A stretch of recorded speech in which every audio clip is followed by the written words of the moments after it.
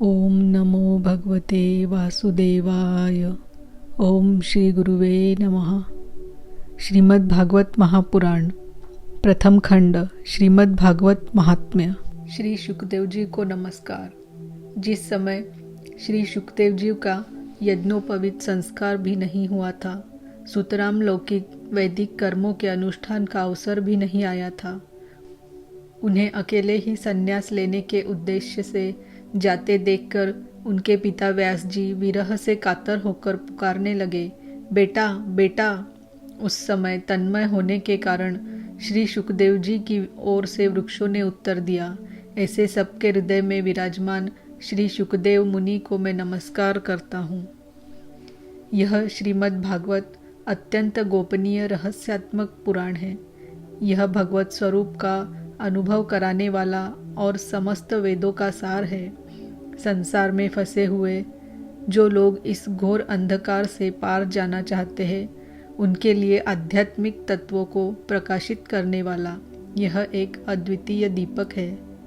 वास्तव में उन्हीं पर करुणा करके बड़े बड़े मुनियों के आचार्य श्री सुखदेव जी ने इसका वर्णन किया है। मैं उनकी शरण ग्रहण करता हूँ। श्री सुखदेव जी महाराज अपने आत्मानंद में ही निमग्न थे। इस अखंड अद्वैत स्थिति से उनकी भेद दृष्टि सर्वथा निवृत्त हो चुकी थी। फिर भी मुरली मनोहर श्याम सुंदर की मधुमयी मंगलमयी मनोहारिणी लीलाओं ने उनकी वृत्तियों को अपनी ओर आकर्षित कर लिया और उन्होंने जगत के प्राणियों पर कृपा करके भगवत तत्व को प्रकाशित करने वाले इस महापुराण का विस्तार किया। मैं उन्हीं सर्व पापहारी व्यासनंदन भगवान श्री सुखदेव जी के चरणों में नमस्कार करता हूँ। ओम नमो भगवते वासुदेवाय। श्रीमद् भागवत महात्म्य। अथ प्रथमो अध्याय। देवर्षि नारद की भक्ति से भेंट। सच्चिदानंद स्वरूप भगवान श्री कृष्ण को हम नमस्कार करते हैं, जो जगत की उत्पत्ति, स्थिति और विनाश के हेतु तथा आध्यात्मिक, अधिदैविक और आधिभौतिक तीनों प्रकार के तापों का नाश करने वाले हैं। जिस समय श्री सुखदेव जी का यज्ञोपवीत संस्कार भी नहीं हुआ था तथा लौकिक वैदिक कर्मों के अनुष्ठान का अवसर भी नहीं आया था, तभी उन्हें अकेले ही संन्यास लेने के लिए घर से जाते देख उनके पिता व्यास जी विरह से कातर होकर पुकारने लगे, बेटा बेटा, तुम कहाँ जा रहे हो। उस समय वृक्षों ने तन्मय होने के कारण श्री सुखदेव जी की ओर से उत्तर दिया था, ऐसे सर्वभूत हृदय स्वरूप श्री सुखदेव जी मुनि को मैं नमस्कार करता हूँ। एक बार भगवत कथामृत का रसास्वादन करने में कुशल मुनिवर शौनक जी ने नैमिषारण्य क्षेत्र में विराजमान महामती सूत जी को नमस्कार करके उनसे पूछा। शौनक जी बोले, सूत जी, आपका ज्ञान अज्ञानांधकारों को नष्ट करने के लिए करोड़ों सूर्यों के समान है। आप हमारे कानों के लिए रसायन अमृत स्वरूप सार गर्भित कथा कहिए। भक्ति, ज्ञान और वैराग्य से प्राप्त होने वाले महान विवेक की वृद्धि किस प्रकार होती है तथा वैष्णव लोग किस तरह इस माया मोह से अपना पीछा छुड़ाते हैं। इस घोर कली काल में जीव प्रायः आसुरी स्वभाव के हो गए हैं। विविध क्लेशों से आक्रांत इन जीवों को शुद्ध दैवी शक्ति संपन्न बनाने का सर्वश्रेष्ठ उपाय क्या है। सूत जी, आप हमें कोई ऐसा शाश्वत साधन बताइए जो सबके अधिक कल्याणकारी तथा पवित्र करने वालों में भी पवित्र हो तथा जो भगवान श्री कृष्ण की प्राप्ति करा दे।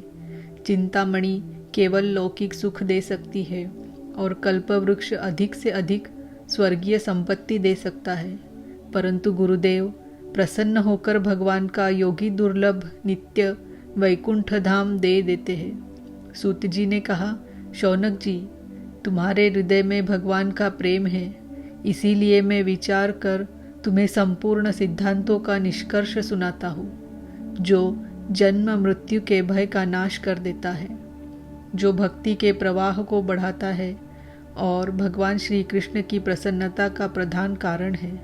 मैं तुम्हें वह साधन बतलाता हूँ, उसे सावधान होकर सुनो। श्री सुखदेव जी ने कलयुग में जीवों के काल रूपी सर्प के मुख का ग्रास होने के त्रास का आत्यंतिक नाश करने के लिए श्रीमद् भागवत शास्त्र का प्रवचन किया है। मन की शुद्धि के लिए इससे बढ़कर कोई साधन नहीं है। जब मनुष्य के जन्म जन्मांतर का पुण्य उदय होता है तभी उसे इस भागवत शास्त्र की प्राप्ति होती है। जब सुखदेव जी राजा परीक्षित को यह कथा सुनाने के लिए सभा में विराजमान हुए तब देवता लोग उनके पास अमृत का कलश लेकर आए।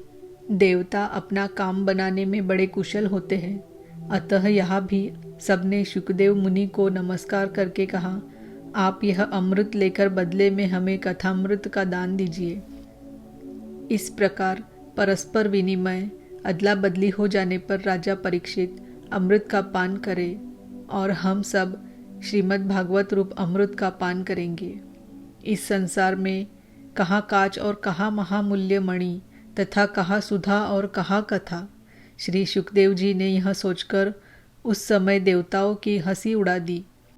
उन्हें भक्ति शून्य कथा का अनधिकारी जानकर कथामृत का दान नहीं किया। इस प्रकार यह श्रीमद् भागवत की कथा देवताओं को भी दुर्लभ है। पूर्व काल में श्रीमद् भागवत के श्रवण से ही राजा परीक्षित की मुक्ति देखकर ब्रह्मा जी को भी बड़ा आश्चर्य हुआ था। उन्होंने सत्यलोक में तराजू बांधकर सब साधनों को तोला। अन्य सभी साधन तौल में हल्के पड़ गए। अपने महत्व के कारण भागवत ही सबसे भारी रहा। यह देखकर सभी ऋषियों को बड़ा विस्मय हुआ। उन्होंने कलयुग में इस भागवत शास्त्र को ही पढ़ने सुनने से तत्काल मोक्ष देने वाला निश्चय किया। सप्ताह विधि से श्रवण करने पर यह निश्चय भक्ति प्रदान करता है। पूर्व काल में इसे दयापरायण सनकादि ने देवर्षि नारद को सुनाया था। यद्यपि देवर्षि ने पहले ब्रह्मा जी के मुख से इसे श्रवण कर लिया था, तथापि सप्ताह श्रवण की विधि तो उन्हें सनकादि ने ही बताई थी। शौनक जी ने पूछा, सांसारिक प्रपंच से मुक्त एवं विचारणशील नारद जी का सनकादि के साथ संयोग कहाँ हुआ और विधि विधान के श्रवण में उनकी प्रीति कैसे हुई? सूत जी ने कहा, अब मैं तुम्हें वह भक्तिपूर्ण कथानक सुनाता हूँ जो श्री सुखदेव जी ने मुझे अपना अनन्य शिष्य जानकर एकांत में सुनाया था। एक दिन विशालापुरी में वे चारों निर्मल ऋषि सत्संग के लिए आए। वहां उन्होंने नारद जी को देखा। सनकादि ने पूछा, ब्राह्मण, आपका मुख उदास क्यों हो रहा है? आप चिंतातुर कैसे हैं? इतनी जल्दी जल्दी आप कहाँ जा रहे हैं और आपका आगमन कहाँ से हो रहा है?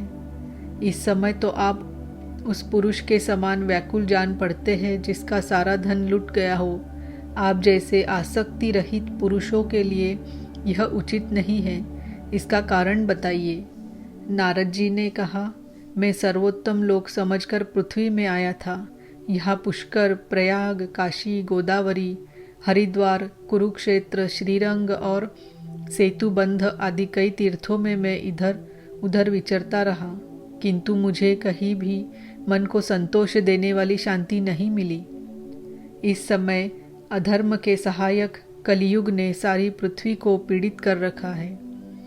अब यहाँ सत्य, तप, शौच, बाहर भीतर की पवित्रता, दया, दान आदि कुछ भी नहीं है। बेचारे जीव केवल अपना पेट पालने में लगे हुए हैं। वे असत्यभाषी, आलसी, मंद बुद्धि, भाग्यहीन, उपद्रवग्रस्त हो गए हैं। जो साधु संत कहे जाते हैं वे पूरे पाखंडी हो गए हैं। देखने में तो वे विरक्त हैं, किंतु स्त्री धन आदि सभी का परिग्रह करते हैं। घरों में स्त्रियों का राज्य है। साले सलाहकार बने हुए हैं। लोभ से लोग कन्या विक्रय करते हैं और स्त्री पुरुषों में कलह मचा रहता है। महात्माओं के आश्रम, तीर्थ और नदियों पर यवनों, विधर्मियों का अधिकार हो गया है। उन दुष्टों ने बहुत से देवालय भी नष्ट कर दिए हैं। इस समय यहाँ न कोई योगी है, न सिद्ध है, न ज्ञानी है और न सत्कर्म करने वाला ही है। सारे साधन इस समय कली रूप दावानल से जलकर भस्म हो गए हैं। इस कलयुग में सभी देशवासी बाजारों में अन्न बेचने लगे हैं। ब्राह्मण लोग पैसा लेकर वेद पढ़ाते हैं और स्त्रियां वेश्यावृत्ति से निर्वाह करने लगी है। इस तरह कलयुग के दोष देखता और पृथ्वी पर विचरता हुआ मैं यमुना जी के तट पर पहुंचा, जहां भगवान श्री कृष्ण की अनेकों लीलाएं हो चुकी है। मुनिवरों सुनिए, यहाँ मैंने एक बड़ा आश्चर्य देखा। यहाँ एक युवती स्त्री खिन्न मन से बैठी थी। उसके पास दो वृद्ध पुरुष अचेत अवस्था में पड़े जोर जोर से सांस ले रहे थे। वह तरुणी उनकी सेवा करती हुई कभी उन्हें चेत कराने का प्रयत्न करती और कभी उनके आगे रोने लगती थी। वह अपने शरीर के रक्षक परमात्माओं को दशों दिशाओं में देख रही थी। उसके चारों ओर सैकड़ों स्त्रियां उसे पंखा झल रही थी और बार बार समझाती जाती थी। दूर से यह सब चरित देखकर मैं कुतूहलवश उसके पास चला गया। मुझे देखकर वह युवती खड़ी हो गई और बड़ी व्याकुल होकर कहने लगी।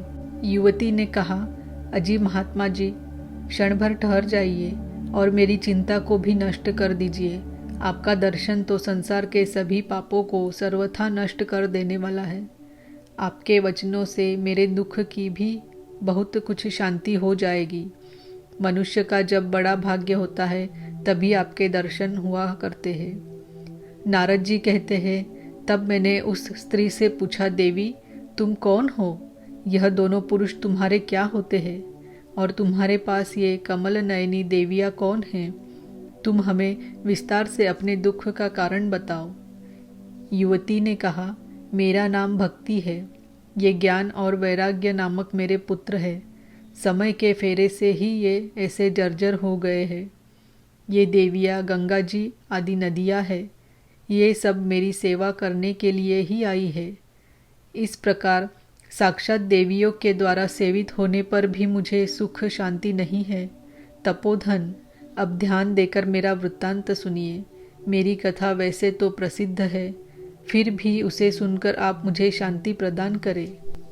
मैं द्रविड़ देश में उत्पन्न हुई, कर्नाटक में बढ़ी, कहीं कहीं महाराष्ट्र में सम्मानित हुई, किंतु गुजरात में मुझको बुढ़ापे ने आ घेरा। वहाँ घोर कलयुग के प्रभाव से पाखंडियों ने मुझे अंग भंग कर दिया। चिरकाल तक यह अवस्था रहने के कारण मैं अपने पुत्रों के साथ दुर्बल और निस्तेज हो गई। अब जब से मैं वृंदावन आई तब से पुनः परम सुंदरी सुरूपवती नवयुवती हो गई हूँ, किंतु सामने पड़े हुए ये दोनों मेरे पुत्र थके मांदे दुखी हो रहे हैं। अब मैं यह स्थान छोड़कर अन्यत्र जाना चाहती हूँ। ये दोनों बूढ़े हो गए हैं, इसी दुख से मैं दुखी हूँ। मैं तरुणी क्यों और ये दोनों मेरे पुत्र बूढ़े क्यों? हम तीनों साथ साथ रहने वाले हैं, फिर यह विपरीतता क्यों? होना तो यह चाहिए कि माता बूढ़ी हो और पुत्र तरुण। इसी से मैं आश्चर्यचकित चित्त से अपनी इस अवस्था पर शोक करती रहती हूँ। आप परम बुद्धिमान एवं योग निधि है, इसका क्या कारण हो सकता है, बताइए। नारद जी ने कहा, साध्वी, मैं अपने हृदय में ज्ञान दृष्टि से तुम्हारे संपूर्ण दुख का कारण देखता हूँ। तुम्हें विषाद नहीं करना चाहिए। श्रीहरि तुम्हारा कल्याण करेंगे। सूत जी कहते हैं, मुनिवर नारद जी ने एक क्षण में ही उसका कारण जानकर कहा। नारद जी ने कहा, देवी सावधान होकर सुनो, यह दारुण कलयुग है। इसी से इस समय सदाचार, योग मार्ग और तप आदि सभी लुप्त हो गए हैं। लोग शठता और दुष्कर्म में लगकर अघासुर बन रहे हैं। संसार में जहाँ देखो वही सत्पुरुष दुख से म्लान है और दुष्ट सुखी हो रहे हैं। इस समय जिस बुद्धिमान पुरुष का धैर्य बना रहे वही बड़ा ज्ञानी या पंडित है। पृथ्वी क्रमशः प्रतिवर्ष शेष जी के लिए भार रूप होती जा रही है।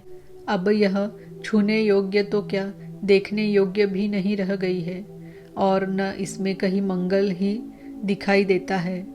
अब किसी को पुत्रों के साथ तुम्हारा दर्शन भी नहीं होता।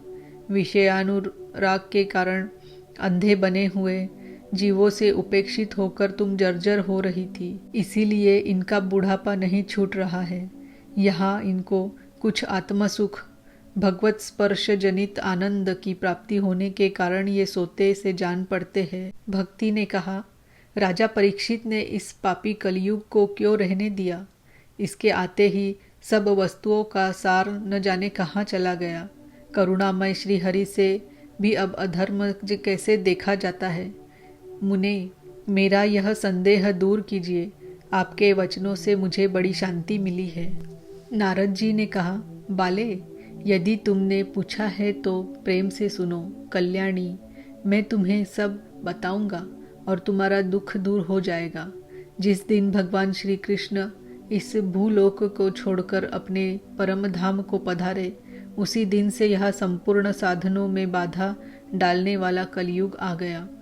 दिग्विजय के समय राजा परीक्षित की दृष्टि पड़ने पर कलयुग दिन के समान उनकी शरण में आया। भ्रमर के समान सारग्राही राजा ने यह निश्चय किया कि इसका वध मुझे नहीं करना चाहिए, क्योंकि जो फल तपस्या, योग एवं समाधि से भी नहीं मिलता, कलयुग में वही फल श्री हरि कीर्तन से ही भली भांति मिल जाता है। इस प्रकार सारहीन होने पर भी उसे इस एक ही दृष्टि से सारयुक्त देखकर उन्होंने कलयुग में उत्पन्न होने वाले जीवों के सुख के लिए ही इसे रहने दिया था। इस समय लोगों के कुकर्म में प्रवृत्त होने के कारण सभी वस्तुओं का सार निकल गया है और पृथ्वी के सारे पदार्थ बीजहीन भूसी के समान हो गए हैं। ब्राह्मण केवल अन्न धनादि के लोभवश घर घर एवं जन जन को भागवत की कथा सुनाने लगे हैं। इसके लिए कथा का सार चला गया। तीर्थों में नाना प्रकार के अत्यंत घोर कर्म करने वाले नास्तिक और नारकी पुरुष भी रहने लगे हैं। इसलिए तीर्थों का भी प्रभाव जाता रहा। जिनका चित्त निरंतर काम, क्रोध, महान लोभ और तृष्णा से तपता रहता है, वे भी तपस्या का ढोंग करने लगे हैं। इसीलिए तप का भी सार निकल गया। मन पर काबू न होने के कारण तथा लोभ, दंभ और पाखंड का आश्रय लेने के कारण एवं शास्त्र का अभ्यास न करने से ध्यान योग का फल मिट गया। पंडितों की यह दशा है कि वे अपनी स्त्रियों के साथ पशु की तरह रमण करते हैं। उनमें संतान पैदा करने की ही कुशलता पाई जाती है। मुक्ति साधन में वे सर्वथा अकुशल है। संप्रदायानुसार प्राप्त हुई वैष्णवता भी कहीं में देखने में नहीं आती। इस प्रकार जगह जगह सभी वस्तुओं का सार लुप्त हो गया है। यह तो इस युग का स्वभाव ही है, इसमें किसी का दोष नहीं है। इसी से पुंडरीकाक्ष भगवान बहुत समीप रहते हुए भी यह सब सह रहे हैं। सूत जी कहते हैं, शौनक जी, इस प्रकार देवर्षि नारद के वचन सुनकर भक्ति को बड़ा आश्चर्य हुआ। फिर उसने जो कुछ कहा उसे सुनिए। भक्ति ने कहा, देवर्षे, आप धन्य हैं। मेरा बड़ा सौभाग्य था जो आपका समागम हुआ। संसार में साधुओं का दर्शन ही समस्त सिद्धियों का परम कारण है। आपका केवल एक बार का उपदेश धारण करके कयाधु कुमार प्रहलाद ने माया पर विजय प्राप्त कर ली थी। ध्रुव ने भी आपकी कृपा से ही ध्रुवपद प्राप्त किया था। आप सर्व मंगलमय और साक्षात ब्रह्मा जी के पुत्र हैं। मैं आपको नमस्कार करती हूँ। इति श्री पद्म पुराणे उत्तरखंडे श्रीमद्भागवत महात्म्ये भक्ति नारद समागमो नाम प्रथमो अध्यायः।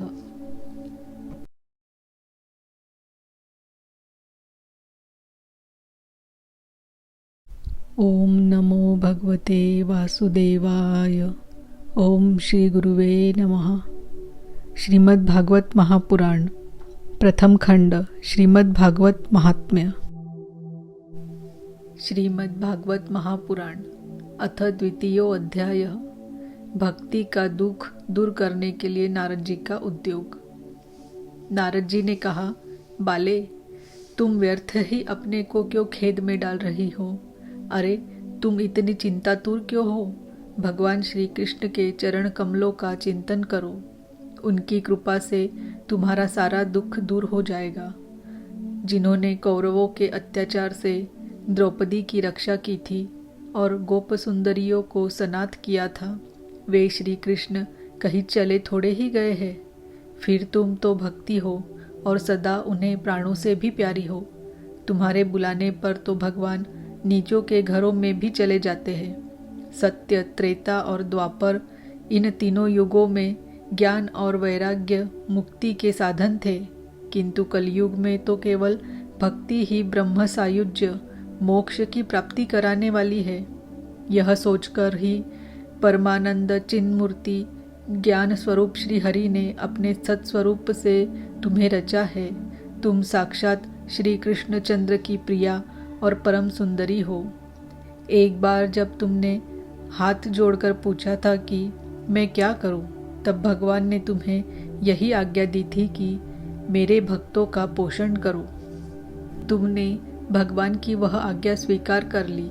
इससे तुम पर श्रीहरि बहुत प्रसन्न हुए और तुम्हारी सेवा करने के लिए मुक्ति को तुम्हें दासी के रूप में दे दिया और इन ज्ञान वैराग्य को पुत्रों के रूप में। तुम अपने साक्षात स्वरूप से वैकुंठ धाम में ही भक्तों का पोषण करती हो। भूलोक में तो तुमने उनकी पुष्टि के लिए केवल छाया रूप धारण कर रखा है। तब तुम मुक्ति, ज्ञान और वैराग्य को साथ लिए पृथ्वी तल पर आई और सत्ययुग से द्वापर पर्यंत बड़े आनंद से रही। कलयुग में तुम्हारी दासी मुक्ति पाखंड रूप रोग से पीड़ित होकर क्षीण होने लगी थी, इसीलिए वह तो तुरंत ही तुम्हारी आज्ञा से वैकुंठ लोक को चली गई। इस लोक में भी तुम्हारे स्मरण करने से ही वह आती है और फिर चली जाती है, किंतु इन ज्ञान वैराग्य को तुमने पुत्र मानकर अपने पास ही रख छोड़ा है। फिर भी कलयुग में इनकी उपेक्षा होने के कारण तुम्हारे ये पुत्र उत्साहहीन और वृद्ध हो गए हैं। फिर भी तुम चिंता न करो, मैं इनके जीवन का उपाय सोचता हूँ। सुमुखी, कली के समान कोई युग नहीं है। यह युग में मैं तुम्हें घर घर में प्रत्येक पुरुष के हृदय में स्थापित कर दूंगा। देखो, अन्य सब धर्मों को दबाकर और भक्ति विषयक महोत्सवों को आगे रखकर यदि मैंने लोक में तुम्हारा प्रचार न किया तो मैं श्री हरि का दास नहीं। इस कलयुग में जो जीव तुमसे युक्त होंगे वे पापी होने पर भी बेखटके भगवान श्री कृष्ण के अभय धाम को प्राप्त होंगे। जिनके हृदय में निरंतर प्रेम रूपिणी भक्ति निवास करती है, वे शुद्धांतकरण पुरुष स्वप्न में भी यमराज को नहीं देखते। जिनके हृदय में भक्ति महारानी का निवास है, उन्हें प्रेत, पिशाच, राक्षस या दैत्य आदि स्पर्श करने में भी समर्थ नहीं हो सकते। तप, वेदाध्ययन, ज्ञान और कर्म आदि किसी भी साधन से भगवान वश में नहीं किए जा सकते। वे केवल भक्ति से ही वशीभूत होते हैं। इसमें श्री गोपीजन प्रमाण है। मनुष्यों का सहस्त्रों जन्मों के पुण्य प्रताप से भक्ति में अनुराग होता है। कलयुग में केवल भक्ति ही सार है। भक्ति से तो साक्षात श्री कृष्णचंद्र सामने उपस्थित हो जाते हैं। जो लोग भक्ति से द्रोह करते हैं वे तीनों लोकों में दुख ही दुख पाते हैं। पूर्व काल में भक्त का तिरस्कार करने वाले दुर्वासा ऋषि को बड़ा कष्ट उठाना पड़ा था। बस व्रत, तीर्थ, योग, यज्ञ और ज्ञान चर्चा आदि बहुत से साधनों की कोई आवश्यकता नहीं है। एकमात्र भक्ति ही मुक्ति देने वाली है। सूत जी कहते हैं, इस प्रकार नारद जी के निर्णय किए हुए अपने महात्म्य को सुनकर भक्ति के सारे अंग पुष्ट हो गए और वे उनसे कहने लगी। भक्ति ने कहा, नारद जी, आप धन्य हैं, आपकी मुझ में निश्चल प्रीति है। मैं सदा आपके हृदय में रहूंगी, कभी आपको छोड़कर नहीं जाऊंगी। साधो, आप बड़े कृपालु हो। आपने क्षण भर में ही मेरा सारा दुख दूर कर दिया, किंतु अभी मेरे पुत्रों में चेतना नहीं आई है। आप इन्हें शीघ्र ही सचेत कर दीजिए, जगा दीजिए। सूत जी कहते हैं, भक्ति के ये वचन सुनकर नारद जी को बड़ी करुणा आई और वे उन्हें हाथ से हिला डुला कर जगाने लगे। फिर उनके कान के पास मुंह लगाकर जोर से कहा, ओ ज्ञान, जल्दी जग पड़ो, ओ वैराग्य, जल्दी जग पड़ो। फिर उन्होंने वेद ध्वनि, वेदांत घोष और बार बार गीता पाठ करके उन्हें जगाया। इससे वे जैसे तैसे बहुत जोर लगाकर उठे, किंतु आलस्य के कारण वे दोनों जम्भाई लेते रहे। नेत्र उघाड़कर देख भी नहीं सके। उनके बाल बगुलों की तरह सफ़ेद हो गए थे। उनके अंग प्राय सूखे काठ के समान निस्तेज और कठोर हो गए थे। इस प्रकार भूख प्यास के मारे अत्यंत दुर्बल होने के कारण उन्हें फिर सोते देख नारद जी को बड़ी चिंता हुई और वे सोचने लगे, अब मुझे क्या करना चाहिए। इनकी यह नींद और इससे भी बढ़कर इनकी वृद्धावस्था कैसे दूर हो। शौनक जी इस प्रकार चिंता करते करते वे भगवान का स्मरण करने लगे। उसी समय यह आकाशवाणी हुई, मुने, खेद मत करो, तुम्हारा यह उद्योग निसंदेह सफल होगा। देवर्षे, इसके लिए तुम एक सत्कर्म करो। वह कर्म तुम्हें संत शिरोमणि महानुभाव बताएंगे। उस सत्कर्म का अनुष्ठान करते ही क्षण भर में इनकी नींद और वृद्धावस्था चली जाएगी तथा सर्वत्र भक्ति का प्रसार होगा। यह आकाशवाणी वहाँ सभी को साफ साफ सुनाई दी। इससे नारद जी को बड़ा विस्मय हुआ और वे कहने लगे, मुझे तो इसका कुछ आशय समझ नहीं आया। नारद जी बोले, इस आकाशवाणी ने भी गुप्त रूप में ही बात की है। यह नहीं बताया कि वह कौन सा साधन किया जाए जिससे इनका कार्य सिद्ध हो। वे संत न जाने कहाँ मिलेंगे और किस प्रकार उस साधन को बताएंगे। अब आकाशवाणी ने जो कुछ कहा है उसके अनुसार मुझे क्या करना चाहिए। सूत जी कहते हैं, शौनक जी, तब ज्ञान वैराग्य दोनों को वही छोड़कर नारद मुनि वहाँ से चल पड़े और प्रत्येक तीर्थ में जा जाकर मार्ग में मिलने वाले मुनीश्वरों से वह साधन पूछने लगे। उनकी उस बात को सुनते तो सब थे, किंतु उसके विषय में कोई कुछ भी निश्चित उत्तर न देता। किन्हीं ने उसे असाध्य बताया, कोई बोले इसका ठीक ठीक पता लगना ही कठिन है। कोई सुनकर चुप रह गए और कोई तो अपनी अवज्ञा होने के भय से बात को टाल टूल कर खिसक गए।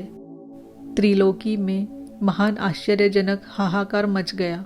लोग आपस में कानाफूसी करने लगे। भाई, जब वेद ध्वनि, वेदांत घोष और बार बार गीता पाठ सुनने पर भी भक्ति, ज्ञान और वैराग्य ये तीनों नहीं जगाए जा सके, तब और कोई उपाय नहीं है। स्वयं योगीराज नारद को भी जिसका ज्ञान नहीं है, उसे दूसरे संसारी लोग कैसे बता सकते हैं। इस प्रकार जिन जिन ऋषियों से इसके विषय में पूछा गया, उन्होंने निर्णय करके यही कहा कि यह बात दुसाध्य ही है। तब नारद जी बहुत चिंतातुर हुए और बद्री वन आए। ज्ञान वैराग्य को जगाने के लिए वहाँ उन्हें यह निश्चय किया कि मैं तप करूँगा। इसी समय उन्हें अपने सामने करोड़ों सूर्यों के समान तेजस्वी सनकादि मुनीश्वर दिखाई दिए। उन्हें देखकर वे मुनिश्रेष्ठ कहने लगे। नारद जी ने कहा, महात्माओं, इस समय बड़े भाग्य से मेरा आप लोगों के साथ समागम हुआ है। आप मुझ पर कृपा करके शीघ्र ही वह साधन बताइए। आप सभी लोग बड़े योगी, बुद्धिमान और विद्वान हैं। आप देखने में 5-5 वर्ष के बालक से जान पड़ते हैं, किंतु है पूर्वजों के भी पूर्वज। आप लोग सदा वैकुंठ धाम में निवास करते हैं, निरंतर हरि कीर्तन में तत्पर रहते हैं, भगवत लीलामृत का रस स्वादन करते हैं, सदा उसी में उन्मत्त रहते हैं और एकमात्र भगवत कथा ही आपके जीवन का आधार है। हरि शरणम, भगवान ही हमारे रक्षक है। यह वाक्य मंत्र सर्वदा आपके मुख में रहता है। इसी से काल प्रेरित वृद्धावस्था भी आपको बाधा नहीं पहुंचाती। पूर्व काल में आपके भ्रूभंग मात्र से भगवान विष्णु के द्वारपाल जय और विजय तुरंत पृथ्वी पर गिर गए थे और फिर आपकी ही कृपा से वे पुनः वैकुंठ लोक पहुंच गए। धन्य है, इस समय आपका दर्शन बड़े भाग्य से ही हुआ है।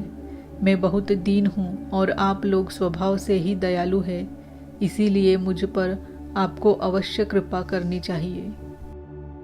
बताइए, आकाशवाणी ने जिसके विषय में कहा है वह कौन सा साधन है और मुझे किस प्रकार उसका अनुष्ठान करना चाहिए?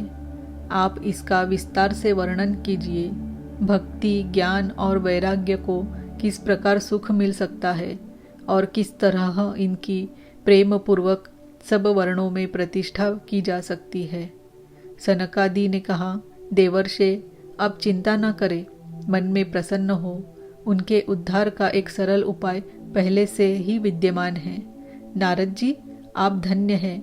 आप विरक्तों के शिरोमणि हैं, श्री कृष्ण दासों के शाश्वत पथ प्रदर्शक एवं भक्ति योग के भास्कर हैं। आप भक्ति के लिए जो उद्योग कर रहे हैं वह आपके लिए कोई आश्चर्य की बात नहीं समझनी चाहिए। भगवान के भक्त के लिए तो भक्ति की सम्यक स्थापना करना सदा उचित ही है। ऋषियों ने संसार में अनेकों मार्ग प्रकट किए हैं, किंतु वे सभी कष्टसाध्य है और परिणाम में प्रायः स्वर्ग की ही प्राप्ति कराने वाले हैं। अभी तक भगवान की प्राप्ति कराने वाला मार्ग तो गुप्त ही रहा है। उसका उपदेश करने वाला पुरुष प्रायः भाग्य से ही मिलता है। आपको आकाशवाणी ने जिस सत्कर्म का संकेत किया है उसे हम बतलाते हैं। आप प्रसन्न और समाहित चित्त होकर सुनिए। नारद जी, द्रव्य यज्ञ, तपोयज्ञ, योग यज्ञ और स्वाध्याय रूप ज्ञान यज्ञ, ये सब तो स्वर्गादि की प्राप्ति कराने वाले कर्म की ही ओर संकेत करते हैं। पंडितों ने ज्ञान यज्ञ को ही सत्कर्म, मुक्तिदायक कर्म का सूचक माना है। वह श्रीमद् भागवत का पारायण है, जिसका गान शुकादि महानुभावों ने किया है। उसके शब्द सुनने से ही भक्ति, ज्ञान और वैराग्य को बड़ा बल मिलेगा। इससे ज्ञान वैराग्य का कष्ट मिट जाएगा और भक्ति को आनंद मिलेगा। सिंह की गर्जना सुनकर जैसे भेड़िए भाग जाते हैं, उसी प्रकार श्रीमद् भगवत की ध्वनि से कलयुग के सारे दोष नष्ट हो जाएंगे। तब प्रेम रस प्रवाहित करने वाली भक्ति, ज्ञान और वैराग्य को साथ लेकर प्रत्येक घर और व्यक्ति के हृदय में क्रीड़ा करेगी। नारद जी ने कहा, मैंने वेद वेदांत की ध्वनि और गीता पाठ करके उन्हें बहुत जगाया, किंतु फिर भी भक्ति, ज्ञान और वैराग्य ये तीनों नहीं जगे। ऐसी स्थिति में श्रीमद् भागवत सुनने से वे कैसे जगेंगे? क्योंकि उस कथा के प्रत्येक श्लोक और प्रत्येक पदम में भी वेदों का ही तो सारांश है। आप लोग शरणागत वत्सल है तथा आपका दर्शन कभी व्यर्थ नहीं जाता। इसीलिए मेरा यह संदेह दूर कर दीजिए, इस कार्य में विलंब न कीजिए। सनकादि ने कहा, श्रीमद् भागवत की कथा वेद और उपनिषदों के सार से बनी है, इसीलिए उनसे अलग उनकी फलरूपा होने के कारण वह बड़ी उत्तम जान पड़ती है। जिस प्रकार रस वृक्ष की जड़ से लेकर शाखाग्र पर्यंत रहता है, किंतु उस स्थिति में उसका आस्वादन नहीं किया जा सकता, वही जब अलग होकर फल के रूप में आ जाता है तब संसार में सभी को प्रिय लगने लगता है। दूध में घी रहता ही है, किंतु उस समय उसका अलग स्वाद नहीं मिलता। वही जब उससे अलग हो जाता है तब देवताओं के लिए भी स्वादवर्धक हो जाता है। खांड ईख के ओर छोर और बीच में भी व्याप्त रहती है, तथापि अलग होने पर उसकी कुछ और ही मिठास होती है। ऐसी ही यह भागवत की कथा है। यह भागवत पुराण वेदों के समान है। श्री व्यासदेव ने इसे भक्ति, ज्ञान और वैराग्य की स्थापना के लिए प्रकाशित किया है।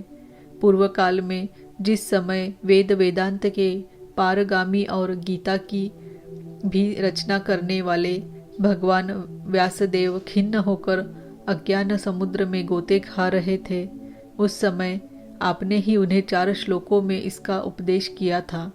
उसे सुनते ही उनकी सारी चिंता दूर हो गई थी। फिर इसमें आपको आश्चर्य क्यों हो रहा है? जो आप हमसे प्रश्न कर रहे हैं, आपको उन्हें शोक और दुख का विनाश करने वाला श्रीमद् भागवत पुराण ही सुनाना चाहिए। नारद जी ने कहा, महानुभाव, आपका दर्शन जीव के संपूर्ण पापों को तत्काल नष्ट कर देता है और जो संसार दुख रूप दावानल से तपे हुए हैं उन पर शीघ्र ही शांति की वर्षा करता है। आप निरंतर शेष जी के सहस्त्र मुखों से गाए हुए भगवत कथामृत का ही पान करते रहते हैं। मैं प्रेम लक्षणा भक्ति का प्रकाश करने के उद्देश्य से आपकी शरण लेता हूँ। जब अनेकों जन्मों के संचित पुण्य पुंज का उदय होने से मनुष्य को सत्संग मिलता है, तब वह उसके अज्ञान जनित मोह और मदरूप अंधकार का नाश करके विवेक उदय होता है।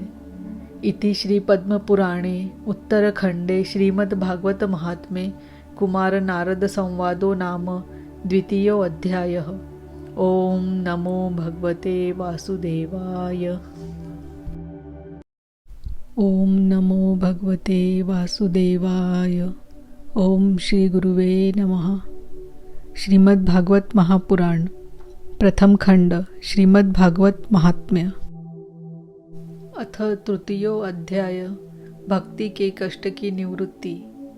नारद जी कहते हैं, अब मैं भक्ति ज्ञान और वैराग्य को स्थापित करने के लिए प्रयत्नपूर्वक श्री सुखदेव जी के कहे हुए भागवत शास्त्र की कथा द्वारा उज्ज्वल ज्ञान यज्ञ करूँगा। यह यज्ञ मुझे कहाँ करना चाहिए? आप इसके लिए कोई स्थान बता दीजिए। आप लोग वेद के पारगामी हैं, इसीलिए मुझे इस शुक शास्त्र की महिमा सुनाइए। यह भी बताइए कि श्रीमद् भागवत की कथा कितने दिनों में सुननी चाहिए और इसके सुनने की विधि क्या है। सनकादि बोले, नारद जी, आप बड़े विनीत और विवेकी हैं। सुनिए, हम आपको ये सब बातें बताते हैं। हरिद्वार के पास आनंद नामक एक घाट है। वहाँ अनेकों ऋषि रहते हैं तथा देवता और सिद्ध लोग भी उसका सेवन करते हैं। भांति भांति के वृक्ष और लताओं के कारण वह बड़ा सघन है और वहाँ बड़ी कोमल नवीन बालू बिछी हुई है। वह घाट बड़ा ही सुरम्य और एकांत प्रदेश में है। वहाँ हर समय सुनहले कमलों की सुगंध आया करती है। उसके आसपास रहने वाले सिंह, हाथी आदि परस्पर विरोधी जीवों के चित्त में भी वैर भाव नहीं है। वहाँ आप बिना किसी विशेष प्रयत्न के ही ज्ञान यज्ञ आरंभ कर दीजिए। उस स्थान पर कथा में अपूर्व रस का उदय होगा। भक्ति भी आपकी आंखों के ही सामने निर्बल और जरा जीर्ण अवस्था में पड़े हुए ज्ञान और वैराग्य को साथ लेकर वहाँ आ जाएगी, क्योंकि जहाँ भी श्रीमद् भागवत की कथा होती है वहाँ ये भक्ति आदि अपने आप पहुँच जाते हैं। वहाँ कानों में कथा के शब्द पढ़ने से ये तीनों तरुण हो जाएंगे।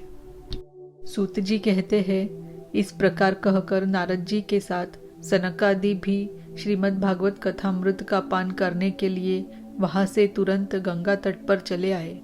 जिस समय वे तट पर पहुँचे, भूलोक, देवलोक और ब्रह्मलोक सभी जगह इस कथा का हल्ला हो गया।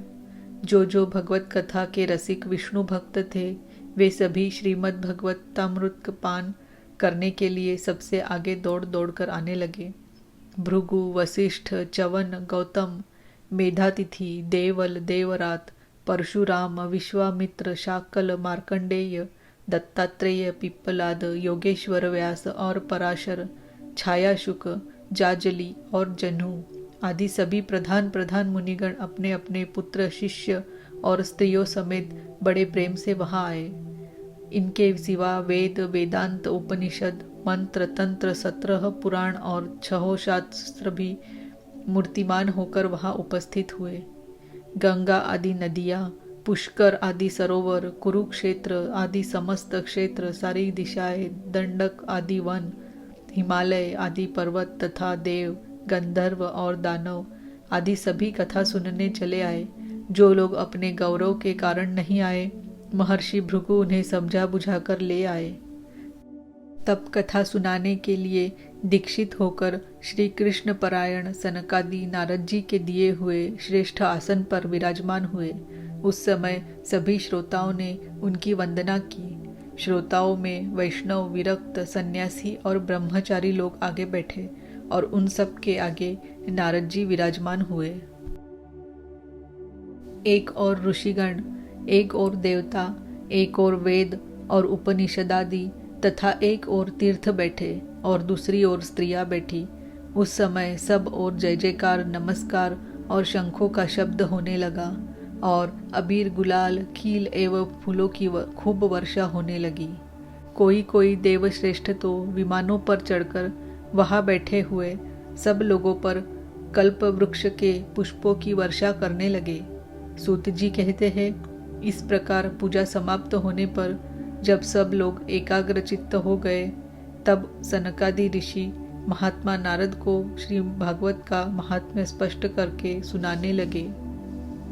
सनकादि ने कहा, अब हम आपको इस भागवत शास्त्र की महिमा सुनाते हैं। इसके श्रवण मात्र से मुक्ति हाथ लग जाती है। श्रीमद् भगवत की कथा का सदा सर्वदा सेवन आस्वादन करना चाहिए। इसके श्रवण मात्र से श्री हरि हृदय में आ विराजते हैं। इस ग्रंथ में 18,000 श्लोक और 12 स्कंद है तथा श्री सुखदेव और राजा परीक्षित का संवाद है। आप यह भागवत शास्त्र ध्यान देकर सुनिए। यह जीव तभी तक अज्ञानवश इस संसार चक्र में भटकता है जब तक क्षण भर के लिए भी कानों में इस शुक शास्त्र की कथा नहीं पड़ती। बहुत से शास्त्र और पुराण सुनने से क्या लाभ है? इससे तो व्यर्थ का भ्रम बढ़ता है। मुक्ति देने के लिए तो एकमात्र भागवत शास्त्र ही गरज रहा है। जिस घर में नित्य प्रति श्रीमद् भागवत की कथा होती है वह तीर्थरूप हो जाता है और जो लोग उसमें रहते हैं उनके सारे पाप नष्ट हो जाते हैं। हजारों अश्वमेध और सैकड़ों वाजपेय यज्ञ इस शुक शास्त्र की कथा का 16वां अंश भी नहीं हो सकते। तपोधनो, जब तक लोग अच्छी तरह श्रीमद् भागवत का श्रवण नहीं करते तब तक उनके शरीर में पाप निवास करते हैं। फल की दृष्टि से इस शुक शास्त्र कथा की समता गंगा, गया, काशी, पुष्कर या प्रयाग कोई तीर्थ भी नहीं कर सकता। यदि आपको परम गति की इच्छा है तो अपने मुख से ही श्रीमद् भागवत के आधे अथवा चौथाई श्लोक का भी नित्य नियम पूर्वक पाठ कीजिए।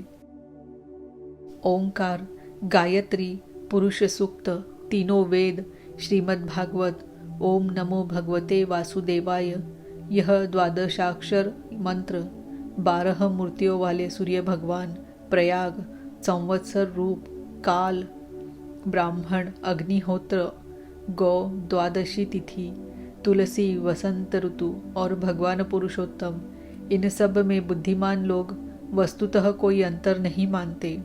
जो पुरुष अहर्निश अर्थ सहित श्रीमद् भागवत शास्त्र का पाठ करता है उसके करोड़ों जन्मों का पाप नष्ट हो जाता है। इसमें तनिक भी संदेह नहीं है। जो पुरुष नित्य प्रति भागवत का आधा या चौथा ही श्लोक भी पढ़ता है उसे राजसूय और अश्वमेध यज्ञों का फल मिलता है।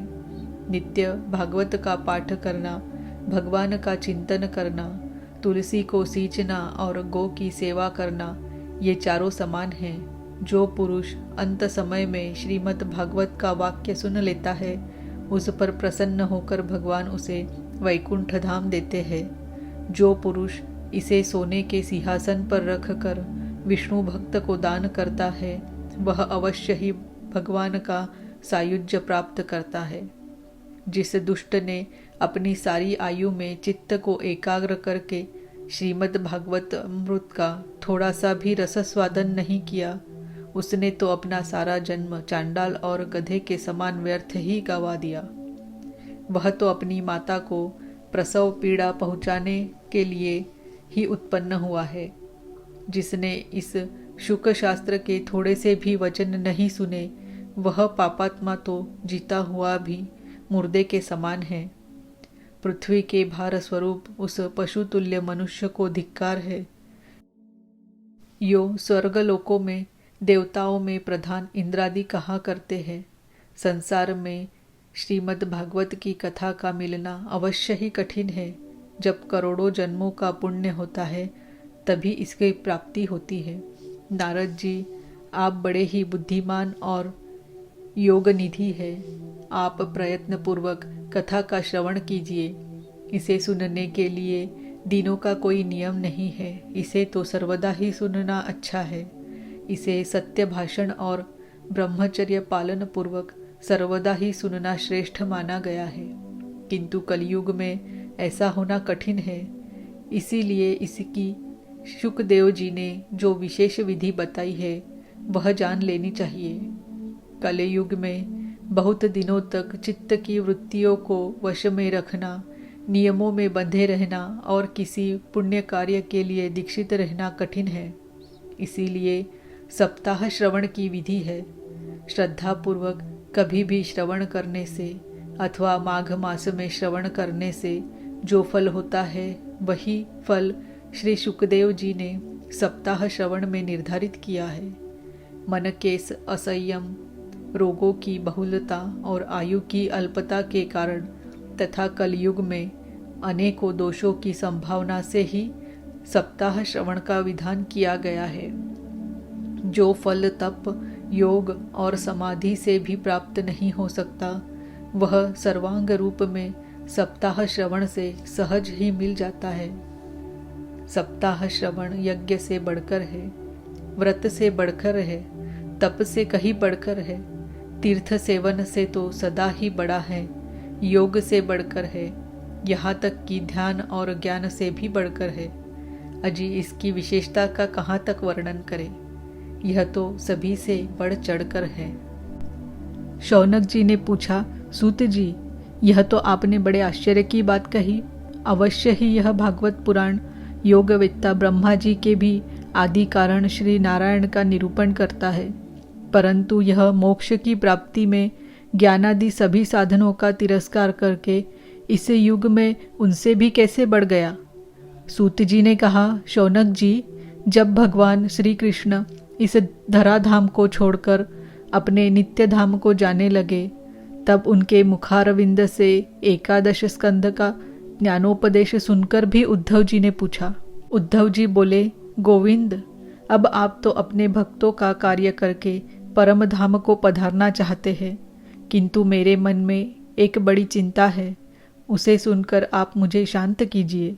अब घोर कलिकाल आया ही समझिए, इसीलिए संसार में फिर अनेकों दुष्ट प्रकट हो जाएंगे। उनके संसर्ग से जब अनेकों सत्पुरुष भी उग्र प्रकृति के हो जाएंगे तब उनके भार से दबकर यह गोरूपिणी पृथ्वी किसकी शरण में जाएगी। कमल नयन, मुझे तो आपको छोड़कर इसकी रक्षा करने वाला कोई दूसरा नहीं दिखाई देता। इसीलिए भक्त वत्सल, आप साधुओं पर कृपा करके यहाँ से मत जाइए। भगवान, आपने निराकार और चिन्मात्र होकर भी भक्तों के लिए ही तो यह सगुण रूप धारण किया है।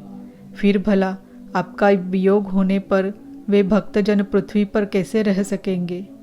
निर्गुणोपासना में तो बड़ा कष्ट है, इसीलिए कुछ और विचार कीजिए। मुनियों की उस सभा में सभी यह तर्क वितर्क करने लगे कि यह यहाँ कैसे आई, कैसे प्रविष्ट हुई। तब सनकादि ने कहा, ये भक्ति देवी अभी अभी कथा के अर्थ से निकली है। उनके ये वचन सुनकर भक्ति ने अपने पुत्रों समेत अत्यंत विनम्र होकर सनत कुमार जी से कहा। भक्ति बोली, मैं कलयुग में नष्टप्राय हो गई थी। आपने कथामृत से सींच कर मुझे फिर पुष्ट कर दिया। अब आप यह बताइए कि मैं कहाँ रहूं। यह सुनकर सनकादि ने उससे कहा, तुम भक्तों को भगवान का स्वरूप प्रदान करने वाली, अनन्य प्रेम का संपादन करने वाली और संसार रोग को निर्मूल करने वाली हो।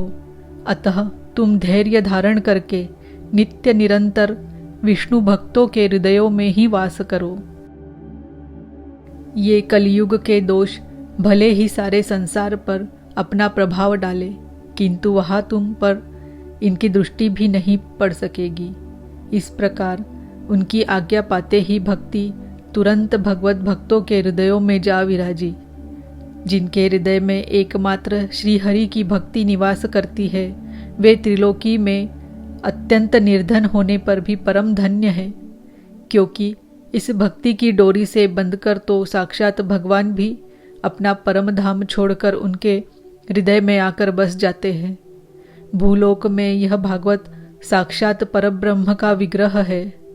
हम इसकी महिमा कहाँ तक वर्णन करें। इसका आश्रय लेकर इसे सुनने से तो सुनने और सुनाने वाले दोनों को ही भगवान श्री कृष्ण की समता प्राप्त हो जाती है। अतः इसे छोड़कर अन्य धर्मों से क्या प्रयोजन है। इति श्री पद्म पुराणे उत्तरखंडे श्रीमद्भागवत महात्म्ये भक्ति कष्ट निवर्तनम नाम तृतीयो अध्यायः। ओम नमो भगवते वासुदेवाय। ओम नमो भगवते वासुदेवाय। ओम श्री गुरुवे नमः। श्रीमद्भागवत महापुराण प्रथम खंड श्रीमद्भागवत महात्म्य अथ चतुर्थोध्याय गोकर्णोपाख्यान प्रारंभ। सूत जी कहते हैं, मुनिवर, उस समय अपने भक्तों के चित्त में अलौकिक भक्ति का प्रादुर्भाव हुआ देख भक्त वत्सल श्री भगवान अपना धाम छोड़कर वहां पधारे। उनके गले में वनमाला शोभा पा रही थी। श्री अंग सजल जलधर के समान श्याम वर्ण था। उस पर मनोहर पीतांबर सुशोभित था।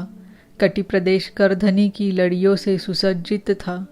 सिर पर मुकुट की लटक और कानों में कुंडलों की झलक देखते ही बनती थी।